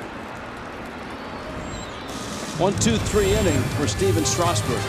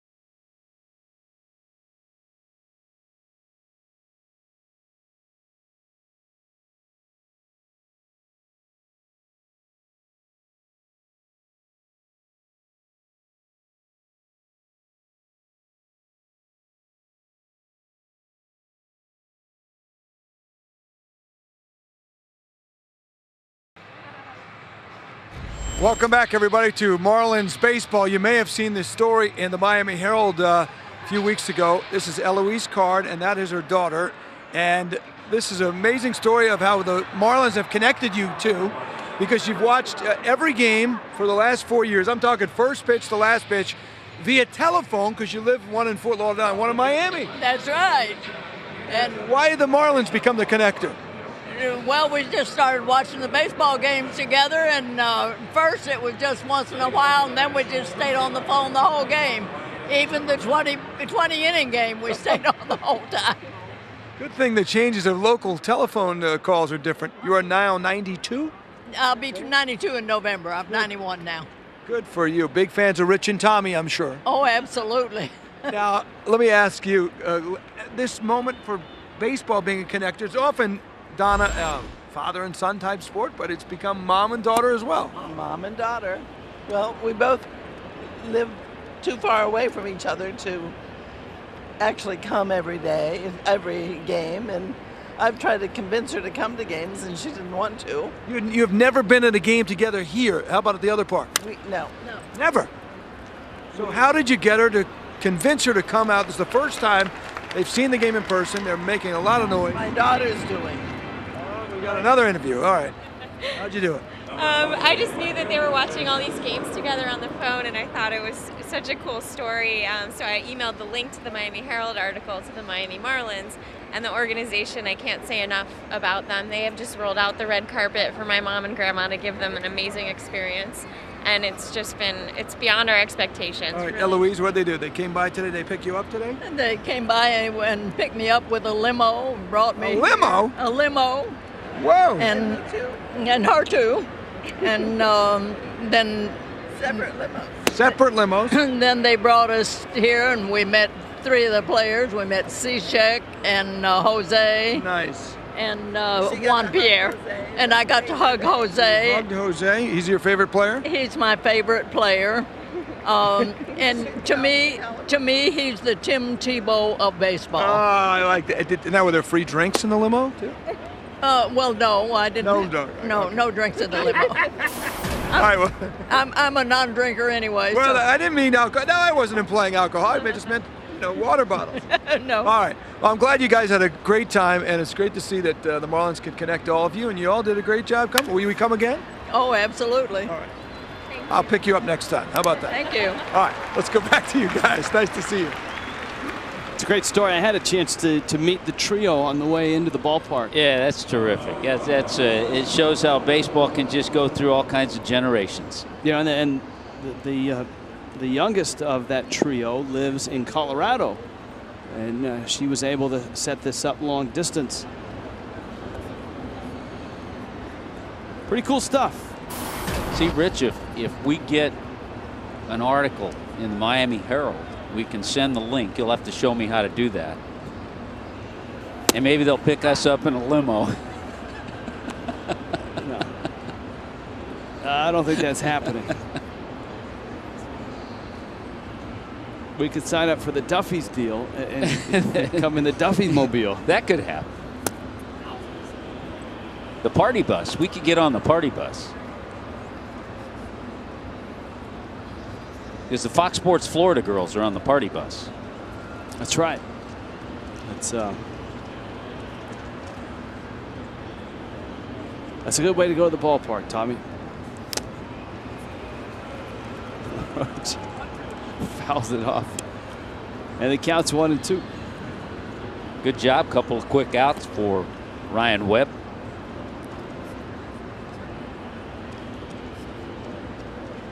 Mets have scored first in Cleveland. That's top 6. Not a game of consequence for the Mets, but we've told you about Cleveland's run. I wonder if the chicken is still loose during batting practice in the outfield. Boy, I don't know. The rally chicken that the Indians have employed. Not that they're paying the chicken, but I guess they've deployed him into the outfield. By the way, Ryan Webb, I think, wanted that last pitch. He came back after the slow breaking ball, threw a pretty good two-seamer, but Fox Track shows he just missed.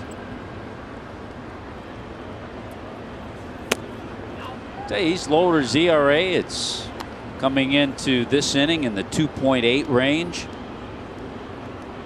and has been very versatile.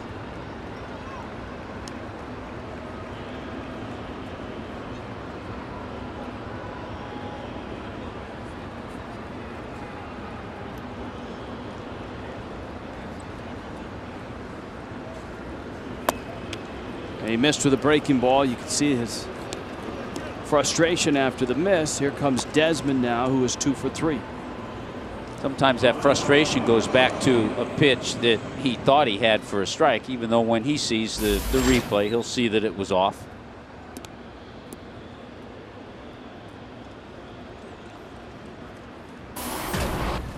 The Pirates all of a sudden are having trouble with starting pitching. Charlie Morton's been chased after an inning and 2/3 and 5 runs.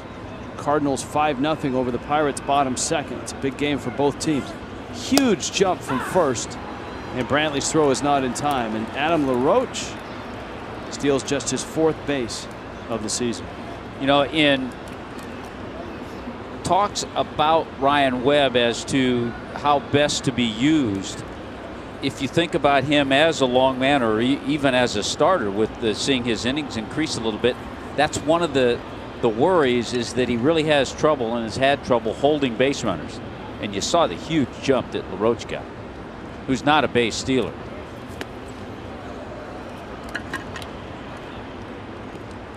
Breaking ball for a strike. It's 0-2.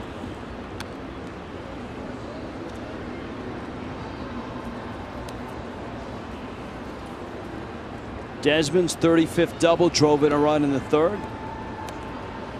He singled, stole the bag, and scored a run in the 5th. There's some big hits in that Cardinal Pirate game. Matt Carpenter continues to be solid. Couple of hits. John Jay with a couple of hits already today. John Jay still reveling in the Canes' victory yesterday against the Gators. As is our own Ken Lee. That's right. But it divides the house of the crack staff. We have not heard one peep from producer John Sulcer in the last 24 hours, and we're starting to grow concerned. Here's a 1-2. Another drive. Another extra base hit. Desmond around first. He's thinking 3. Ruggiano has it. Desmond turns second, on his way to 3rd, and he's in there with a triple. Well, how about Ian Desmond today? A single, a double, and a triple of his 3 hits, and scores LaRoche easily for the 6th run for Washington. He's back to his Marlin killer ways after a slow start in the series. Just a breaking ball that Webb left up and in. Yeah, you can see how that breaking pitch is supposed to be away, and when it kind of just hangs middle of the plate, right-handed hitters just jump all over that.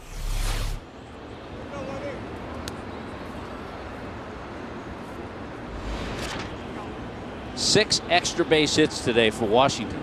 2 doubles, 2 triples, 2 home runs.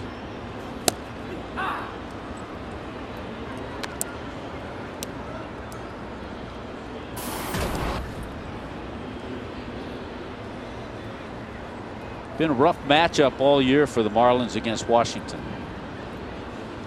Nationals win this game, they'll go 11-4 against Miami this year. Ramos has gone homer, single, single in this game.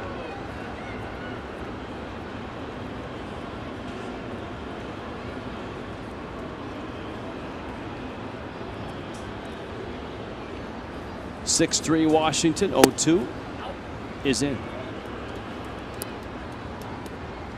Baltimore hot lately, but down right now 4-1 to the White Sox. That's in the 5th.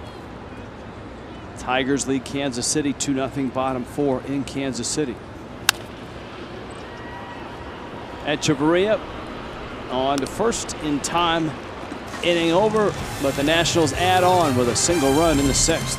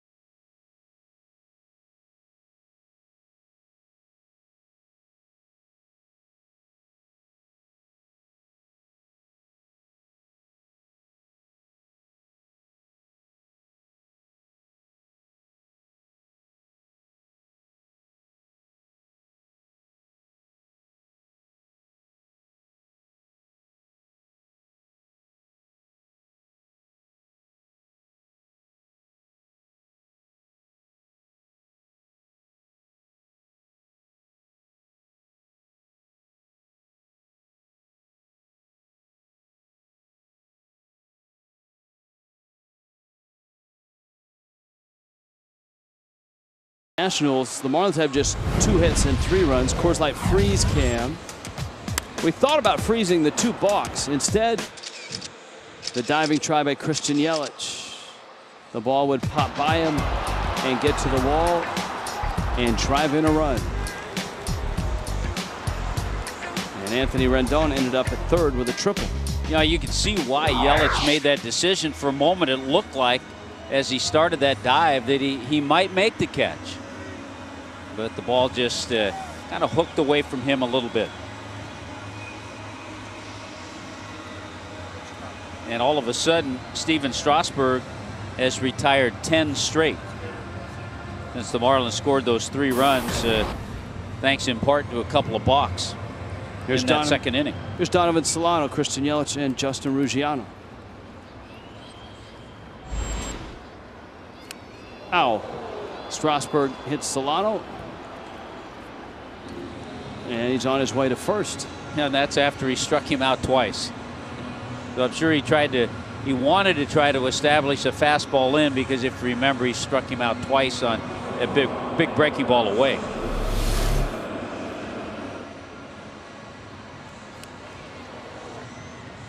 Well, Solano could call his brother Jonathan and say, hey, next time you see Strasburg in the locker room, give him a what for.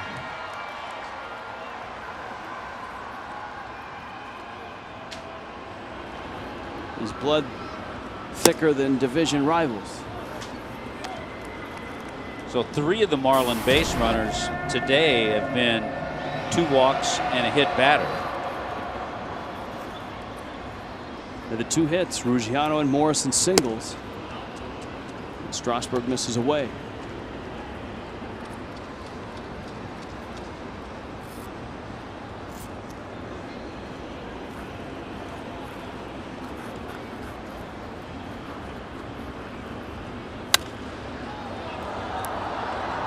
Yelich going after a 2-0 pitch, fouls it off Mike Dunn in Miami's bullpen.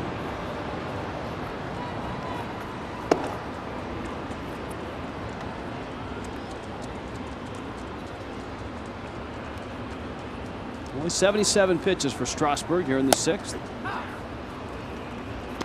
Now you got Dunn loosening up, because remember, in the double switch, Ryan Webb came into Polanco's spot.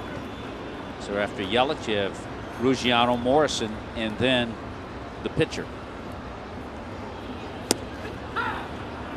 Struck him out. Strasburg catches the outside corner. Let's go to Los Angeles now for a Fox Sports 1 game break.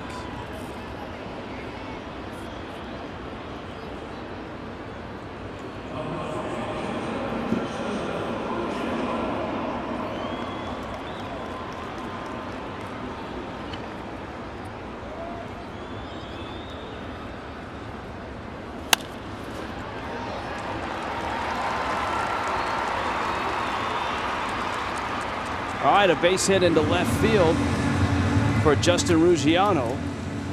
In that ball game, the Cardinals have a 5-0 lead over the Pirates. We'll keep you updated on that.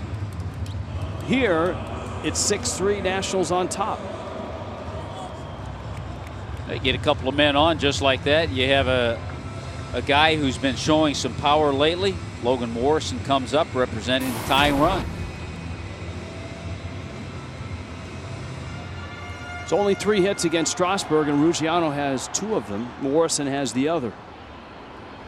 Solano at second.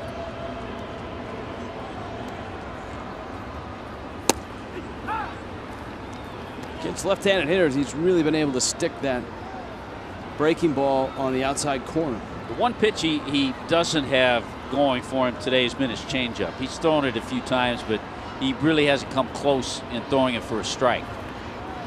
Or throwing it as often or as effective as he usually does.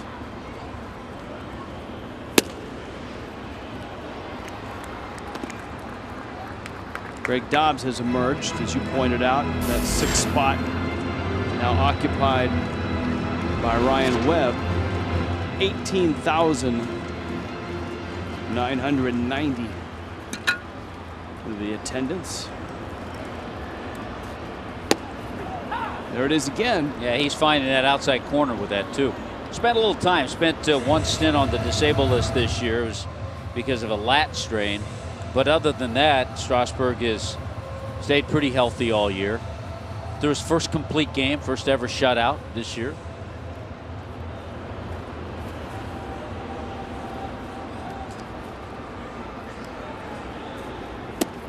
There's that changeup. So Morrison has seen every pitch he's got. That's what was so impressive Friday night about Jose Fernandez. He had all of his pitches working. Ah, there you go. Average fastball velocity.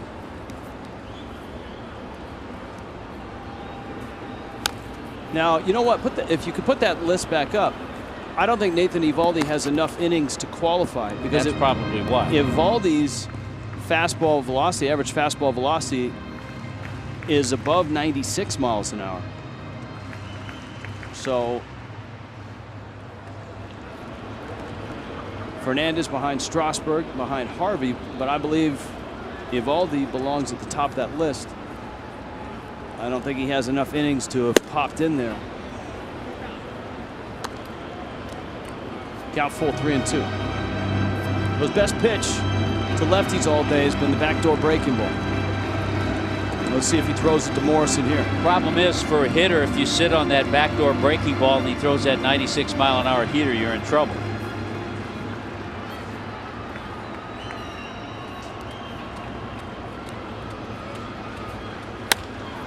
Morrison lines it to left. Moore is there, and he makes the catch. Well, I tell you what, I give Strasburg, I give his catcher, Wilson Ramos, a lot of credit. Because a pitch that's probably for today been his third pitch, one that he struggled with, he went with on a 3-2 count through the changeup. And really, if you're Logan Morrison, to hit that ball that well, that's a good job of hitting, because you are not expecting that pitch at all from Strasburg.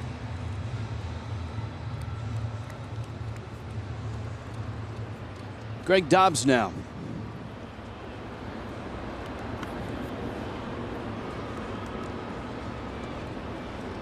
Dobbs hitting here in the bottom of the sixth with 2 outs. Steven Strasburg in command, and the score really not indicative of how well he's pitched. 2 of Miami's 3 runs have scored on balks, believe it or not.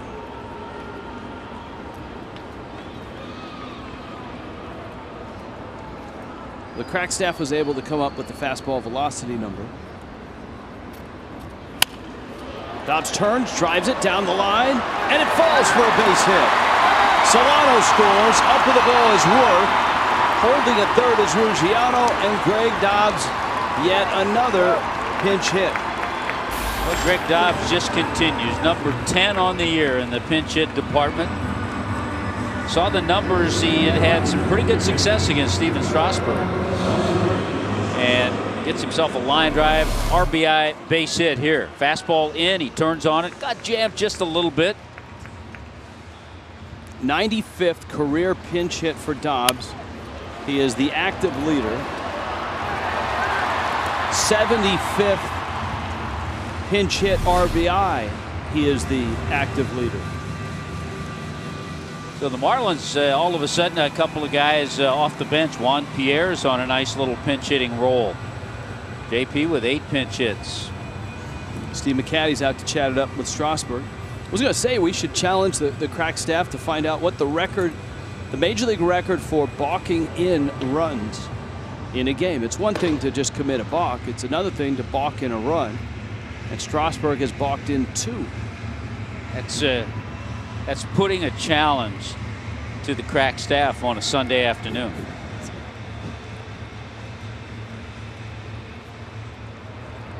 Craig, have you got any? Can you shed any light on that? A little bit. I don't know that the baseball record, but I do know it's the first time it's ever happened in a Marlins game in 1 inning where they either have been balked in 2 runs or have balked themselves 2 runs as the runner will move up there. And it's the first time it's happened in Major League Baseball. 2 balks in an inning, both scoring runs. Since 1992, Angels in the 8th inning scored 2 on Yankee balks. and it's only happened 10 times since 1974. That doesn't answer your initial question. Oh, no, but we're satisfied. That was good. That's like voluminous stuff that we above and beyond. Way to go, Craig. All right, thanks. Echeverria now, and Strasburg misses out. Dobbs alertly getting to second on that ball in the dirt, and he joins Ruggiano in scoring position, and Echeverria is going to get a 2-0 pitch to swing at here. That was a good job on Dobbs' part to alertly see that pitch in the dirt and took off. And Etch had a pretty good rip, fouls it back. It's 2-1. It's a problem against a guy like Strasburg or Fernandez or Harvey, all the guys you saw on that list. You can be in a 3-0 count, a 2-1 count, a 3-1 count, sit fastball, get fastball, swing at the fastball, and not get it, not be able to catch up to it.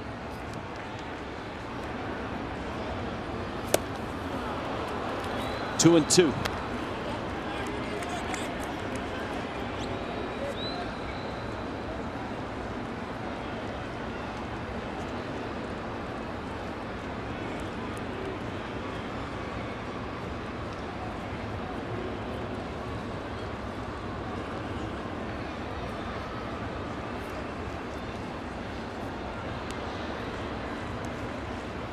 Two. Got him. Strasburg strikes him out. A Greg Dobbs pinch hit single brings Miami within 2.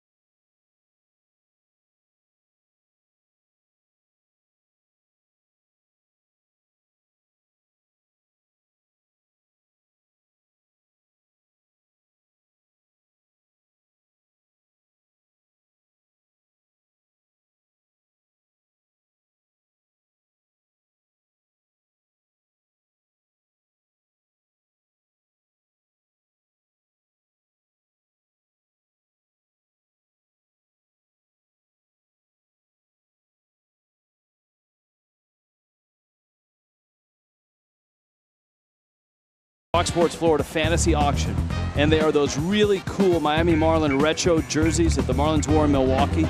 2 of them, and they just happen to belong to Giancarlo Stanton and Jose Fernandez, and they just happen to be autographed, authenticated, autographed, and you can have them.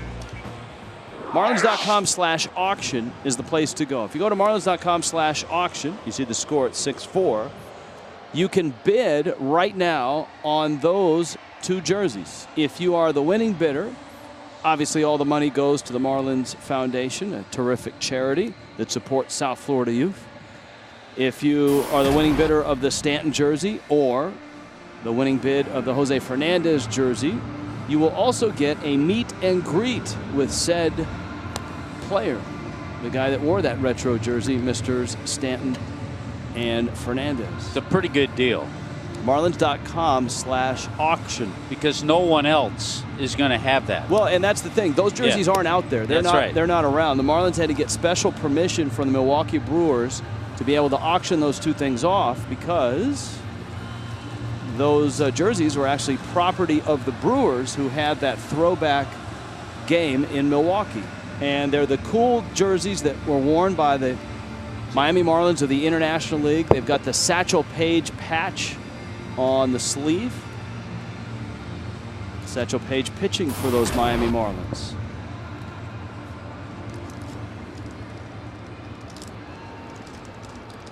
Mike Dunn takes over for Ryan Webb.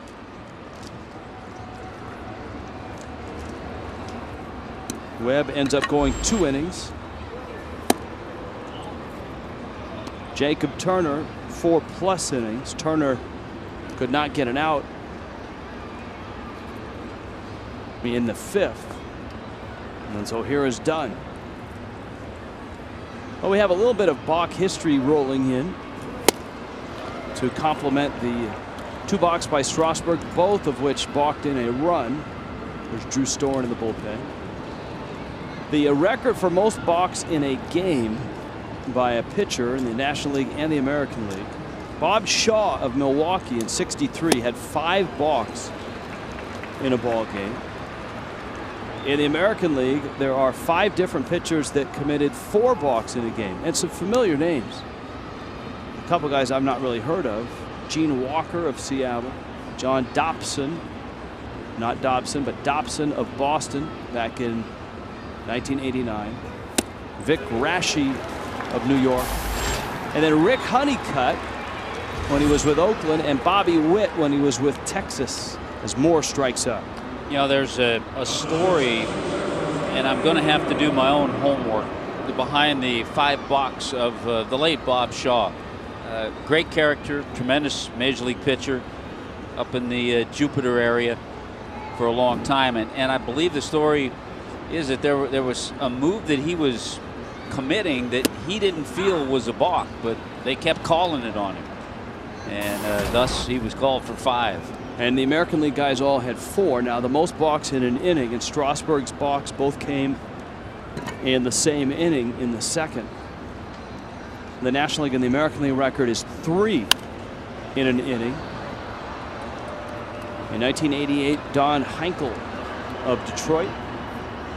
In 1930, Milt Schaffner of Cleveland. They share the American League record with 3 in an inning. National League, Jim Gott of Pittsburgh in '88. Jim Owens of Cincinnati in '63. Kitty wasn't coming to a stop, probably. And Bob Shaw back in '63.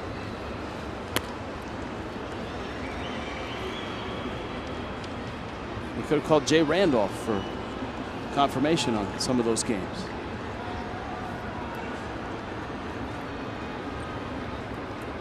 Anthony Rendon. Little tapper. Lucas charging. And makes a nice play. Dunn has the first 2 outs of the 7th. It looks like that's going to be all for Steven Strasburg. Davey Johnson going to his bench. Scott Hairston is going to pinch hit against Mike Dunn, who's gotten a couple of quick outs.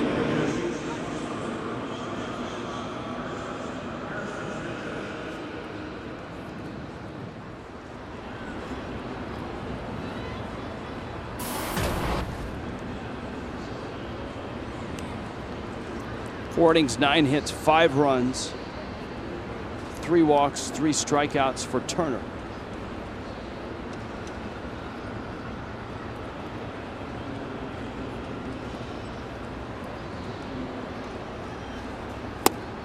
And for Strasburg, he ends with 6 innings, 4 hits, 4 runs, a couple of walks, 7 strikeouts. ERA now at 2.96.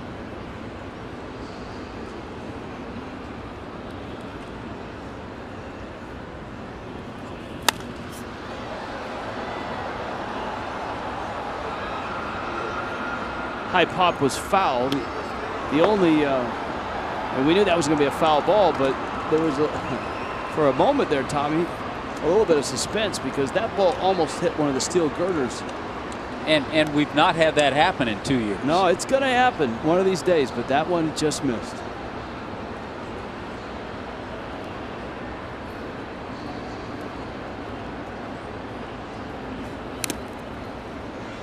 The ground rule is if the ball hits something on the roof in foul territory, it's a dead ball. If it hits something on the roof in fair territory, it's a live ball. Yeah, I think the likelihood of something being hit, it would be in foul territory.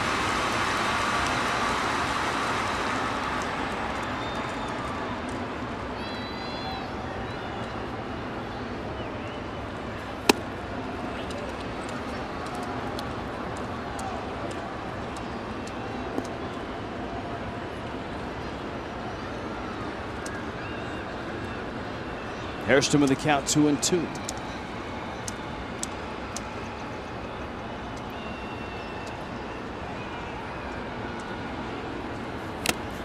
And he swings and misses. Dunn looks really sharp. A 1-2-3-7.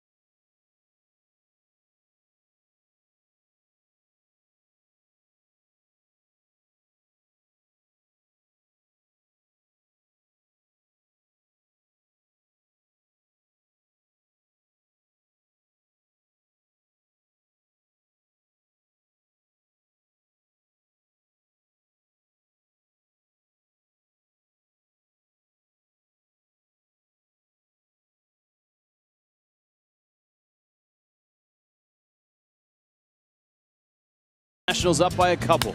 Well, how about some long ball? Wilson Ramos with a shot here at Marlins Park. He's been a hot hitter. The Marlins get a couple of runs on Steven Strasburg. Runners at third, bases were loaded at the time he balked.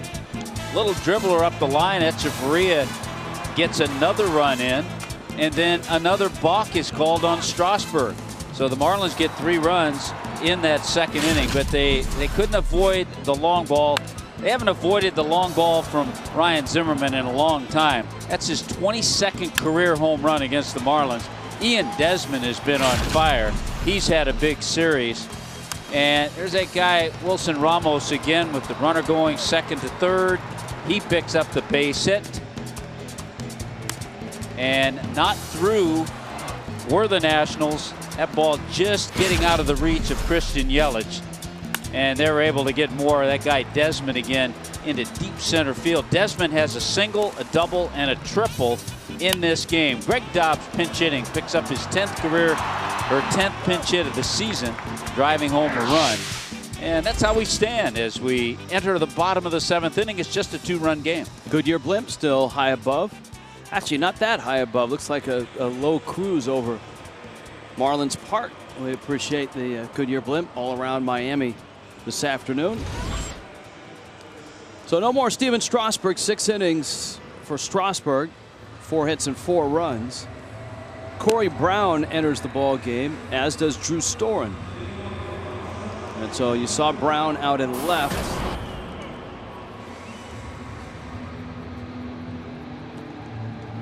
And no double switch in this case. Hairston pinch hitting for the pitcher made the last out.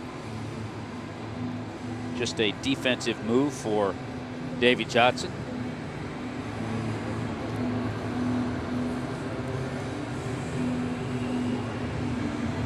Who's going to manage this ball club next year, Rich?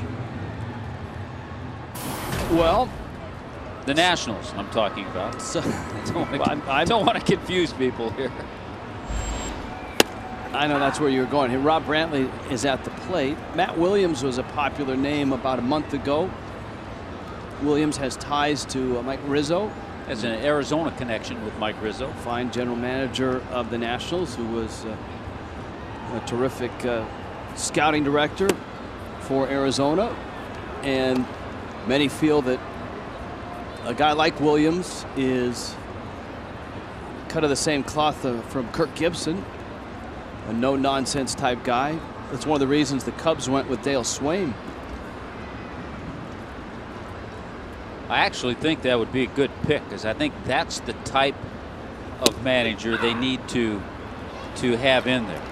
Davey Johnson has said he's going to retire after this year. Good breaking ball by Storn to put away Rob Brantley, who's 0 for 2 today. And that's a term that's always intrigued me because, and I'm as guilty as anybody for repeating it, the no nonsense. See, the problem, this is how the thing goes. You go 2 or 3 years with a no nonsense Buck Showalter type, and then all of a sudden he gets on everybody's nerves, and then you bring in the laid back Charlie Manuel type. Well, that's what I mean about that term, that no nonsense. That's implying that the other guy is nonsense, right?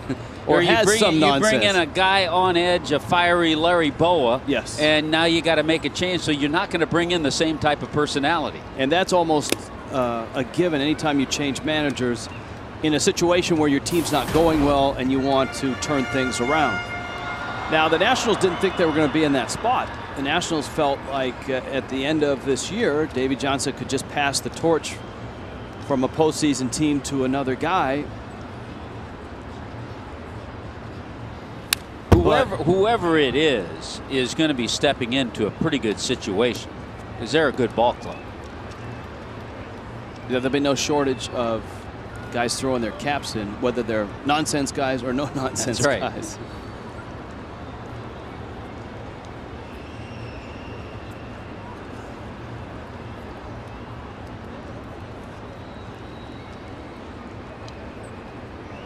One-two coming. Foul back to the screen. Had an interesting conversation with Don Mattingly yesterday about managing styles and what he learned from Joe Torre, because Mattingly laid back and no nonsense. Yes, and that's where I was going. A little bit of both. Mattingly essentially is managing the same type of team: salaries, egos, reputations, accolades that Torre managed. Of course, not with the same success, at least not yet. Torre, of course, with the 4 World Series, but Mattingly was on that staff. He said the one thing that he learned from Torre was whenever there was a problem or there looked like there was going to be a problem, Torre would address it immediately and would not let anything fester, would not let anything grow. He would get that player in his office right away and iron things out. There's the 2-2. And it's something that Mattingly has done as the Dodger manager. We've seen it with Yasiel Puig. Yes, certainly he has the talented players. He has the high payroll.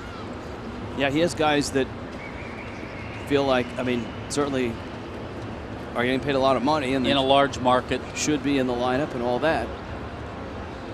And Puig is the more public. There, I'm sure with the Yankees and with the Dodgers are a lot of instances of guys that were unhappy or situations that were evolving that never came to fruition because either Torre or Mattingly got out in front and squashed it before it did.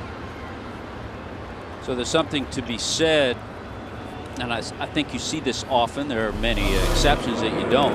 It's a good backhand flip by LaRoche, a Gold Glover. But I think there's something to be said about a guy, as in Mattingly's case, who was a coach under Joe Torre, and in the case of Matt Williams, a coach under Kirk Gibson. He's seen his style.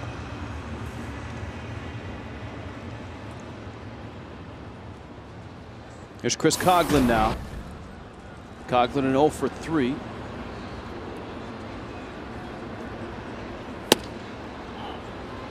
And Storn with a fastball up. One of the things that the Nationals would like to do is to get Drew Storn back to where he had been the last couple of years. And not necessarily closing games. They've got Soriano to do that. But getting back to being a dominant right-handed bullpen guy, whether he's closing or setting up or even pitching the 7th. Because if he is that guy, all of a sudden they have the 7th, 8th, and 9th innings taken care of.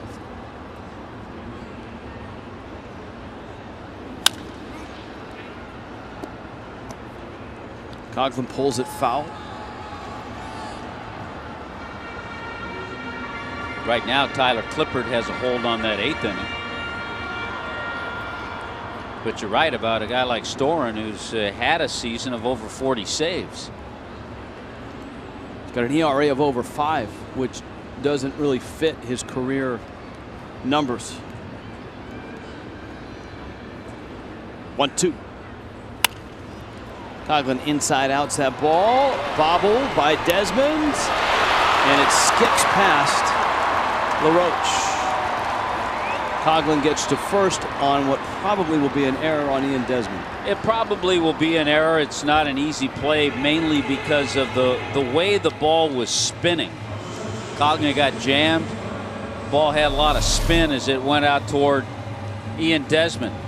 Kind of kicked back the other way. He still has a chance, but then throws low, so he could be charged with the error on the throw. A lot of times, most of the time, LaRoche picks that ball. He wasn't able to come up with that one. And if it is an error, which it is, it's the 17th on Desmond, 98 this year on the Nationals. Solano goes after a fastball and fouls it back and out of play.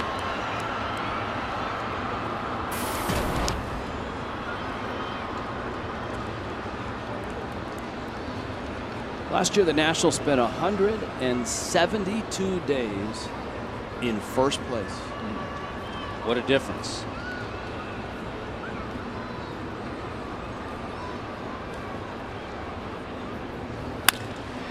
Solano into center field, base hit. And with 2 outs, that's going to bring Yelich up to face Storen. Miami down by a couple. Now, Giancarlo Stanton didn't start this ball game. He has a bit of a sore ankle. He is available to pinch hit. Wonder how many days the Braves have spent in first place this year.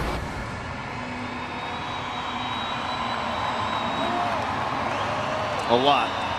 Yeah, a lot.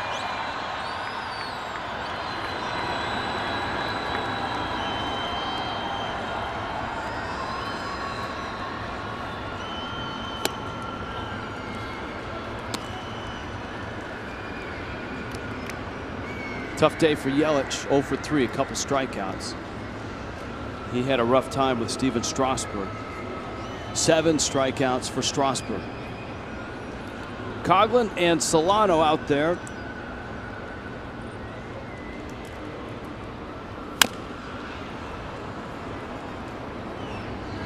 Yelich trying to keep a streak alive and over the last 10 games coming into this one. 17 hits, 17 for 40.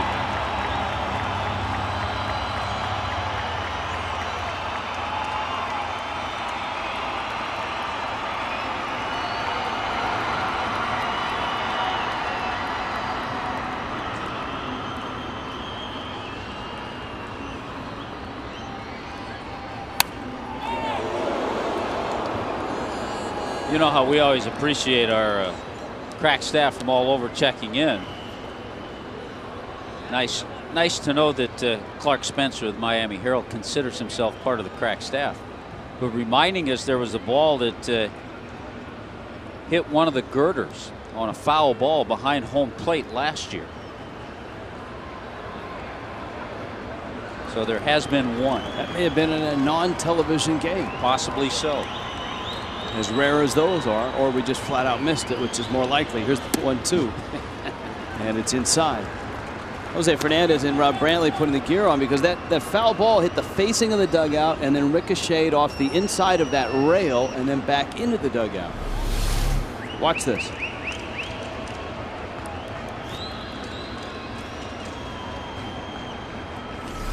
Mm.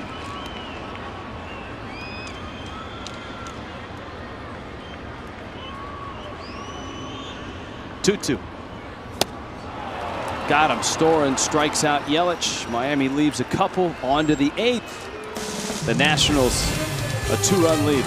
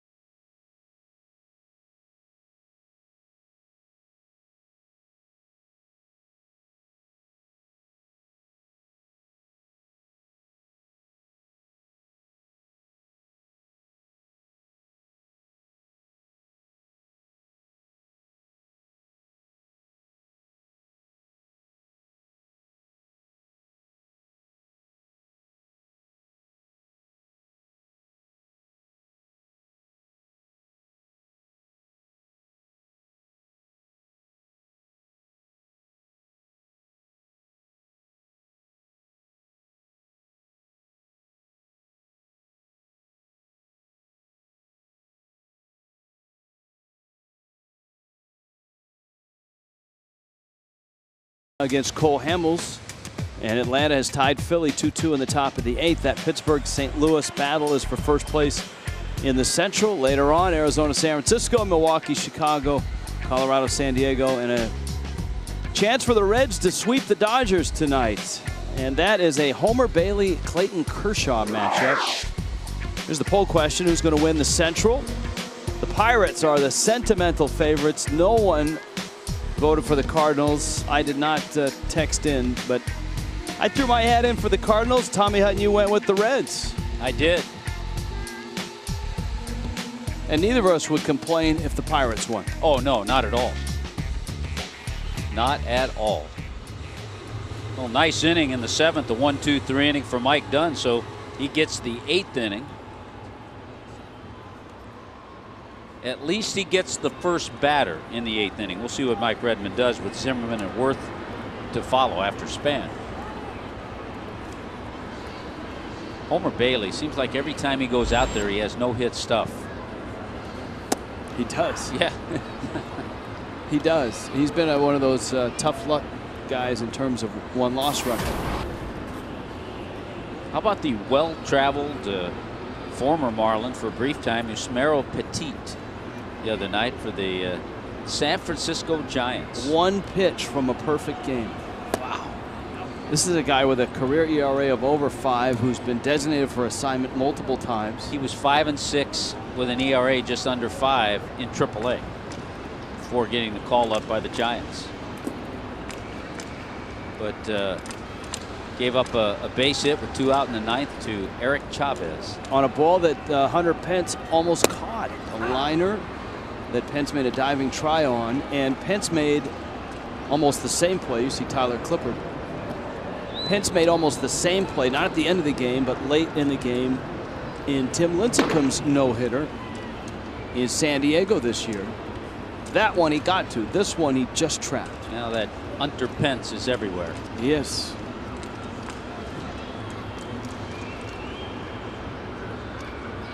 One-two. Foul backing out of play. Yeah, the Marlins, I had kind of forgotten, but they had gotten Petit from the Mets in the trade along with Mike Jacobs that sent Carlos Delgado to New York. But then Petit has been released numerous times. He's been designated by the Giants a couple of times. Arizona? Yeah. A couple times.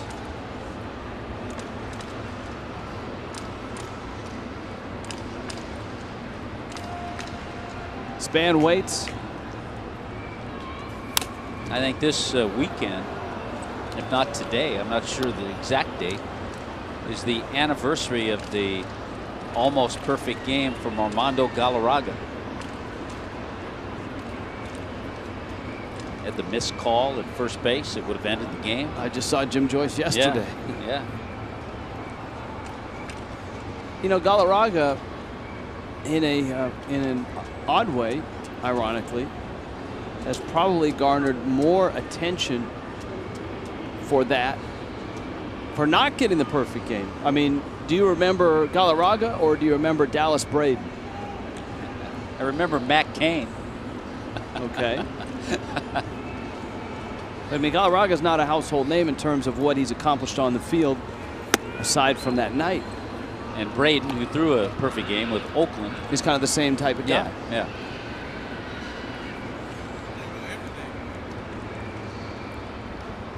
Something but happened. I think I remember Braden's. Wasn't his on Mother's Day? Yes, it was. And his grandmother, who raised him, was at the ballpark.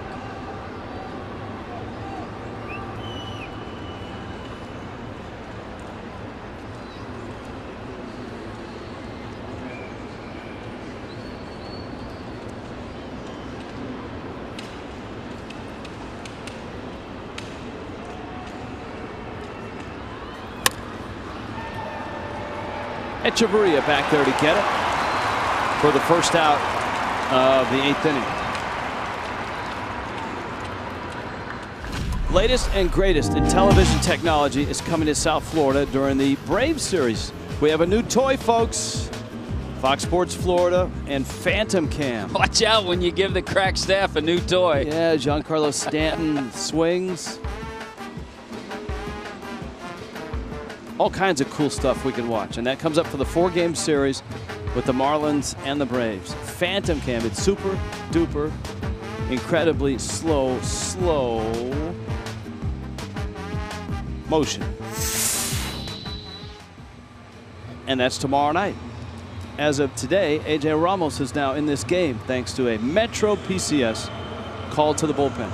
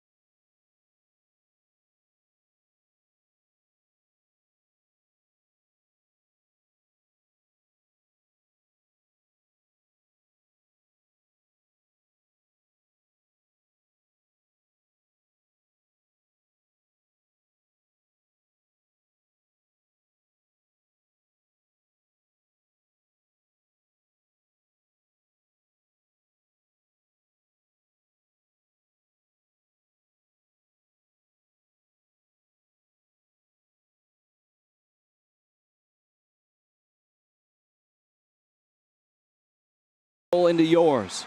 Goodyear, more driven.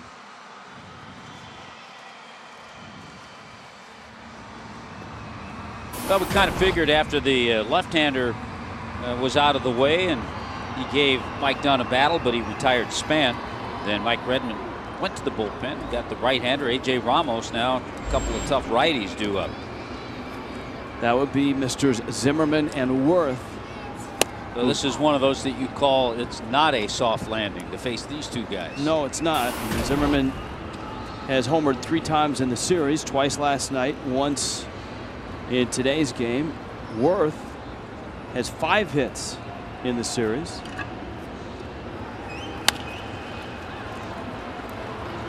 Lucas to his left. Ramos has an out.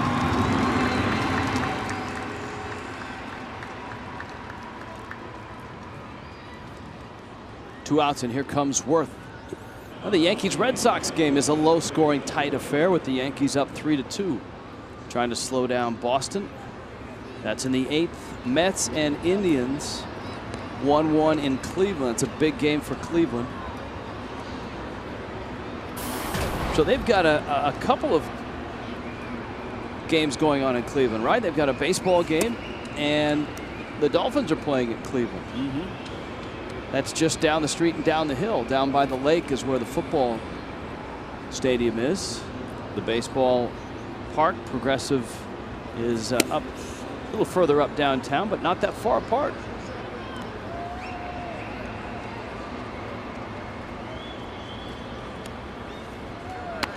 Great 3-game series so far. Mike Napoli, the Red Sox, out of Flanagan High School, Pembroke Pines. 7 for 12, 3 home runs. First 3 games of that series against the Yankees. Worth fouls it back to the screen. Well, we were talking about teams that have snuck up in the Central, and we were talking about the Indians. And I mentioned that the Kansas City Royals are sneaking up as well, and they've snuck up on the Tigers. 4-2 Royals now in the 7th.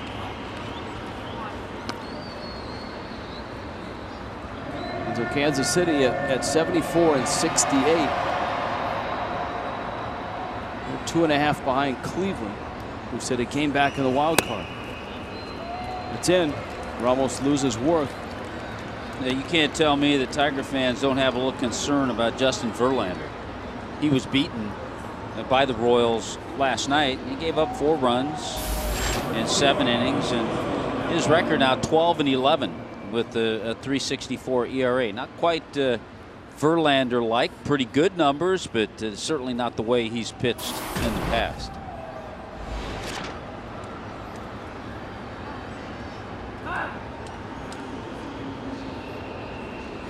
Today they're giving it to Pfister. He's given up all 4 runs.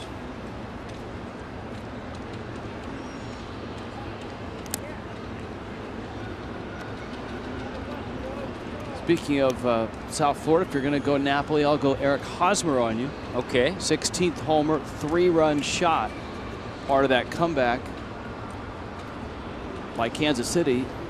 And just for good measure, 2 runs scored on a 1-for-2 day by Emilio Bonifacio. Ball's hit pretty well. And Ruggiano makes the catch. Inning over. Bottom of the 8th. Marlins down a couple.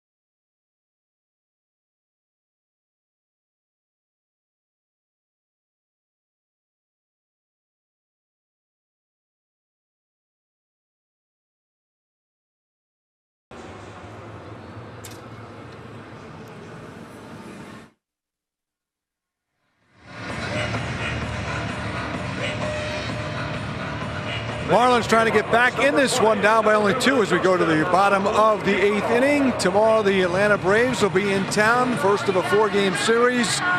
Wednesday night the Marlins have announced they're going to let Jose Fernandez go as long as possible to try and get his 12th win. It will be his final start of this amazing 2013 rookie season. We'll have it all for you, starting with Marlins Live with Jeff Conan. Rich and Tommy will join us as well. 6:30, the ball game at 7 o'clock. Jose Fernandez, one final bid to put some more impressive numbers out as he goes for Rookie of the Year 2013. More on that coming up during the week and the Wednesday night. We hope to see you out here at the ballpark. After the game, Mike Redmond's press conference, Jeff Conines analysis, Rich and Tommy final thoughts. We'll set you up for the Braves and look at this one as well coming up on Marlins Live postgame. Guys? All right, thank you, Craig. And the Marlins and Nationals cannot play by rule without Tyler Clippard appearing, so here he is. And his numbers are very good this year. His numbers against the Marlins in his career are just incredible. This is a guy that has dominated the fish, and he's done it from the middle relief role, which is really unique in that when Clippard comes in the ballgame, the Marlin bats usually get really, really quiet. Yeah, he's done it against a lot of teams. You saw the appearances. So he's used a lot by Davey Johnson. Justin Ruggiano leads it off. And by the way, Jose Fernandez will come into that game Wednesday night with an 8-0 record at home and an ERA at home of 1.19.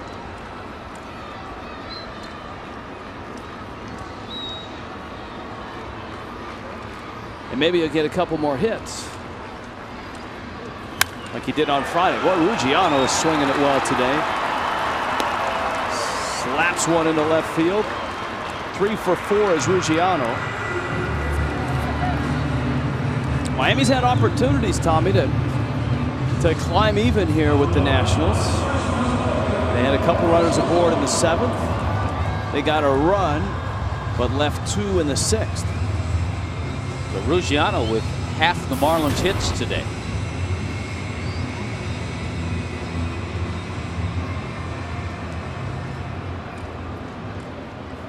Morrison 1 for 3.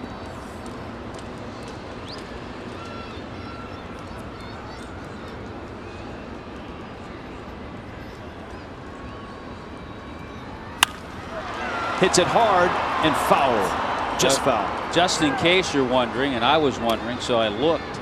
Tyler Clippard has allowed 8 home runs this year.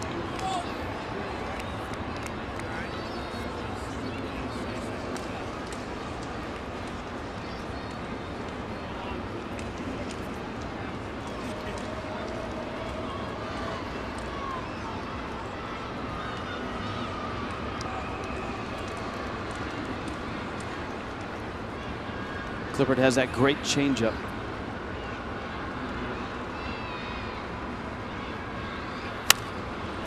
Got in, and Morrison pops it up. Zimmerman makes the catch. I think maybe Morrison was leaning out thinking changeup.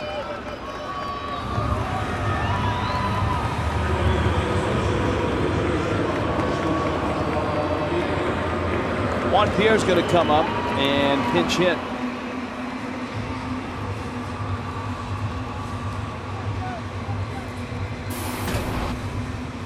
Pierre with 1 out here in the 8th, and Ruggiano at first. Well, Pierre with a pinch hit in the ball game last night for his 2,212th base hit. That's a soft one hopper, and Pierre is out by a step on a nice play by Rendon. Ruggiano up to second, and Echeverria comes up. And Pierre, as he, with every hit, Tommy, seems to pass a legend and tie a legend. Yeah, he's on a great list. He broke a tie with Willie McCovey, and next on the list with 2,215, so just 3 away, is Joe DiMaggio. So JP and Carlos Beltran, active players near there. So he's closing in on the Yankee Clipper.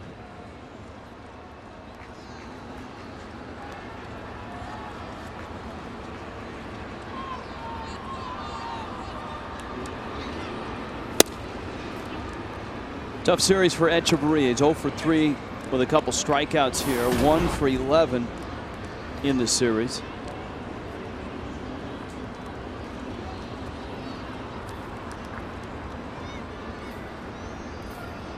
Echeverria has played the most games this year of any Marlin. This is 127th game.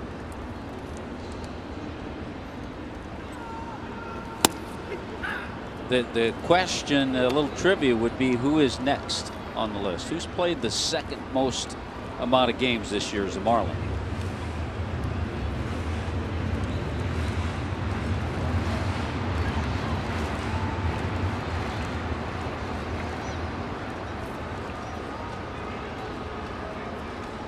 That's a great question. Here's the 1-1.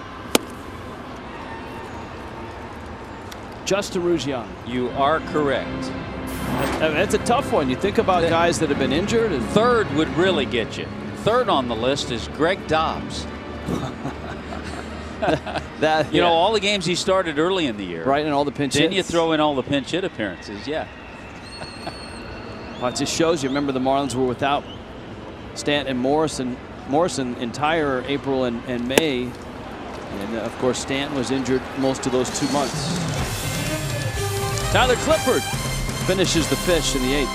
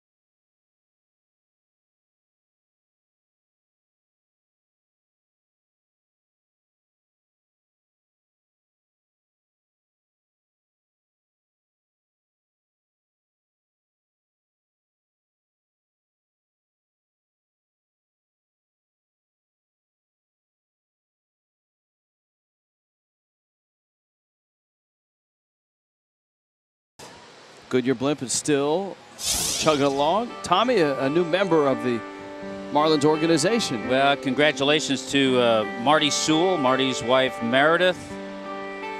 Marty, manager of media relations. Welcome little girl, Malone Deanne Sewell. 8 pounds, 11 ounces. All is well. So congrats, Marty. Actually, congrats to Mrs. Marty. I mean, that's, well, yeah. That's the heavy lifting. Steve Cishek with Ian Desmond, Wilson Ramos, and the pitcher spot up for the Nationals. Or excuse me, that would be Brown in that spot. He came in a straight up swap. Corey Brown. There's Rafael Soriano, Nationals closer, easing into his warm-up routine. It's funny how it would be a great study as to the different routines that closers have. You know, a good one that comes to mind, Trevor Hoffman. Used to hang in the clubhouse a little bit. Take a shower. He'd take a shower, then he'd get out to the bullpen about the 7th inning. I mean, he had a routine. Every closer has a little bit of a routine.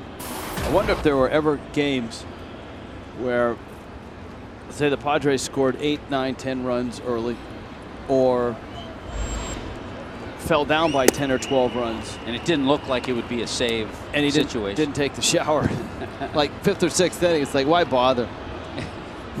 I want you to know, though, my routine is that I always take a shower before a broadcast. So don't worry about it, Rich. Desmond, a comebacker. Cishek flips to first.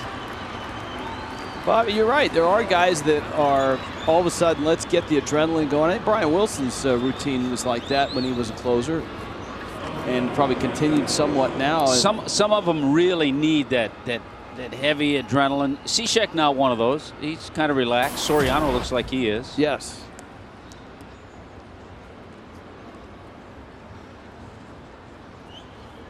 Ramos, busy day. 3 hits, 2 RBIs, home run. This certainly not a save situation. Cishek trying to get some work, but boy, has he been locked in for a few months.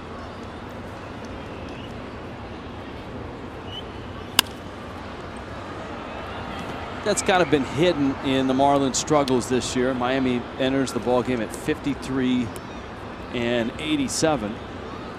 The fact that Cishek, once he hit June, has been a dominant closer, one of the dominant closers in the game. He just hasn't had as many opportunities as a Kimbrel. He's tied right now with Kevin Gregg for the 3rd most saves in baseball going back to June 8th. And he has the 2nd longest active streak at 24, behind Kimbrel, who's at 34. Of course, the Marlins will see the Braves and Craig Kimbrel for 4 games starting tomorrow night. Cishek hasn't given up a run in 12 innings.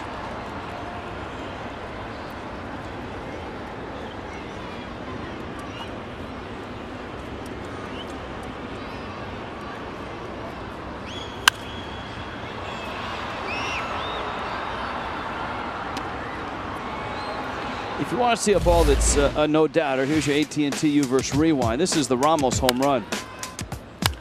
Fastball about middle in. And off that back wall, that left center field wall. Not that time. Cishek strikes him out.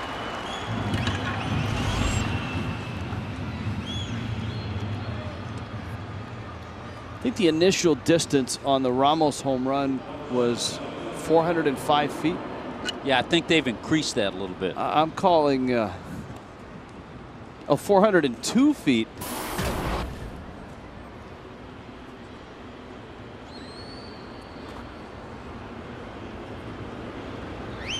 I'm saying that thing went a little further than that because it hits that far up. I think the true distance on that is going to be extended Well, into the because 420s. where it went over is 386. That's a long way out there, and of course that wall's back of the fence.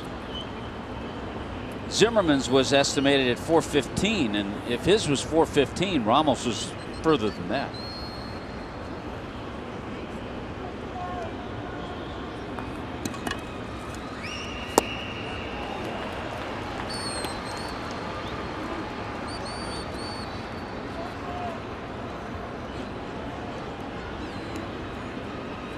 Corey Brown up there right now, his first at bat.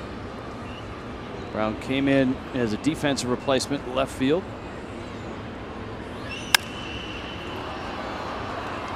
Sends a pop up towards the line. Yelich.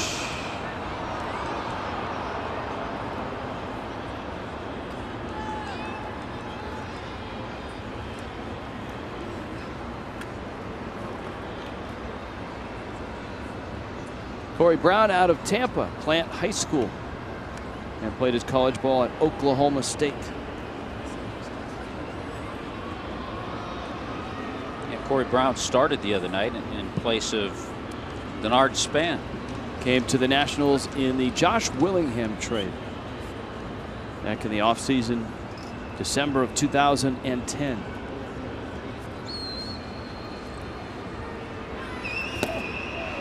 Cishek gets him. Still sharp is Cishek. A 1-2-3 night. Miami down a couple. Here comes Soriano.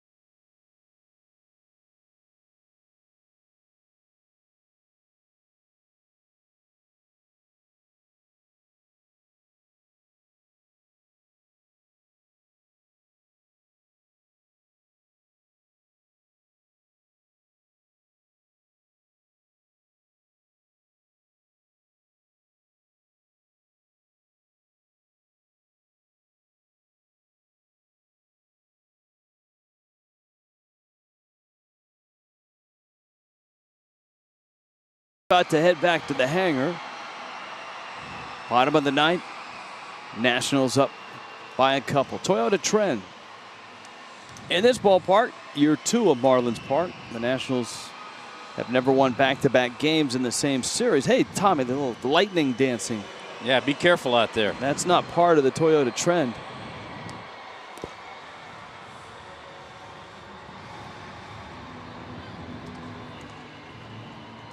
Some nasty weather coming from the west.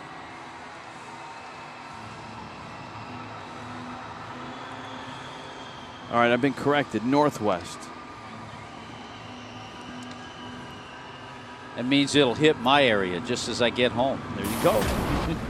Here's who hits the bottom of the ninth, and that's Rafael Soriano, Rob Brantley, Ed Lucas, Chris Coughlin against the Nationals closer, who tries to shut the door on what would be a win for Steven Strasburg in a 6-4 ball game. And all 4 runs against Strasburg. Jacob Turner started. He gave up 5 runs, 2 innings for Ryan Webb. Webb gave up a run. Tommy, Air Berlin. Flight 95 coming in. or leaving, it looks like.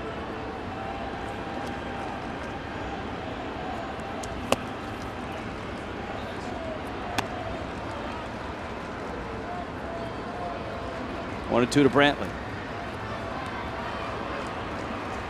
Brantley looking for his first hit today.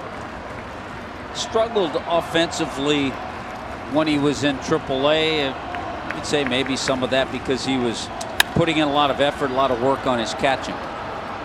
Desmond out, Brown in, and Brown is there to make the catch.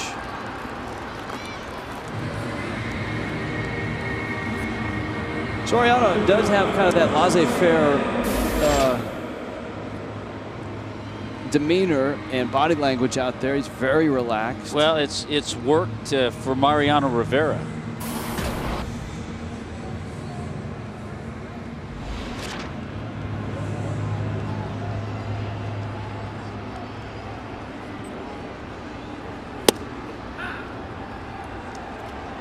I'm not sure what song Soriano comes into, but the relievers that are like him, they still seem to pick a heavy metal type anthem.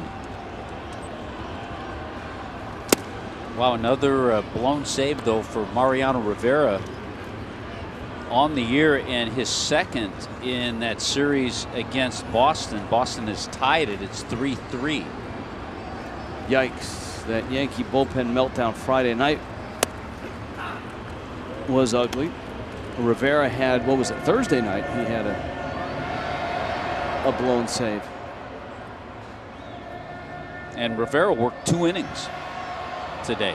So Joe Girardi trying to get 2 innings. He gave up 2 hits in the run that tied it.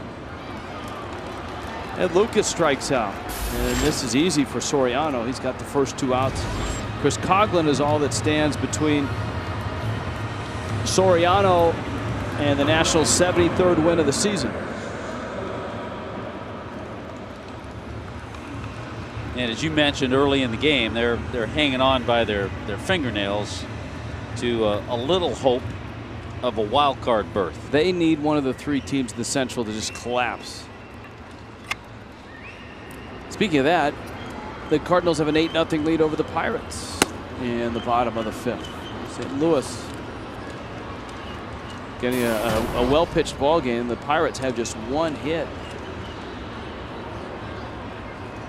and haven't scored through 5 innings.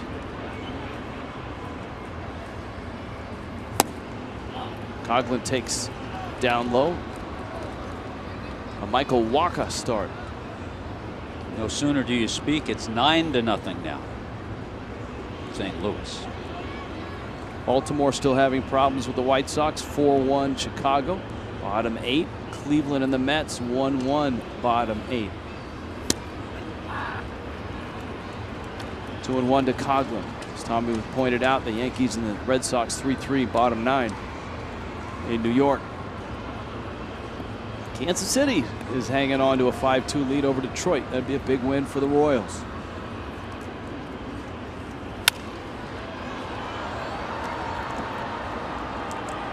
Pop fouling out of play. Now the Rays have kind of stumbled, and that's allowed the Clevelands and the Baltimores and the Kansas Cities to all pick up some ground in the wild card. The Rays and Mariners play in Seattle. That game is just underway in Seattle. That's a Matt Moore start for the Rays. 2-2 coming to Coughlin. That pop-up is out of play. Were that pop-up in Oakland, the game would be over. And in Oakland, Houston has a 1-0 lead. And you'd still be 20 or 30 feet from the dugout.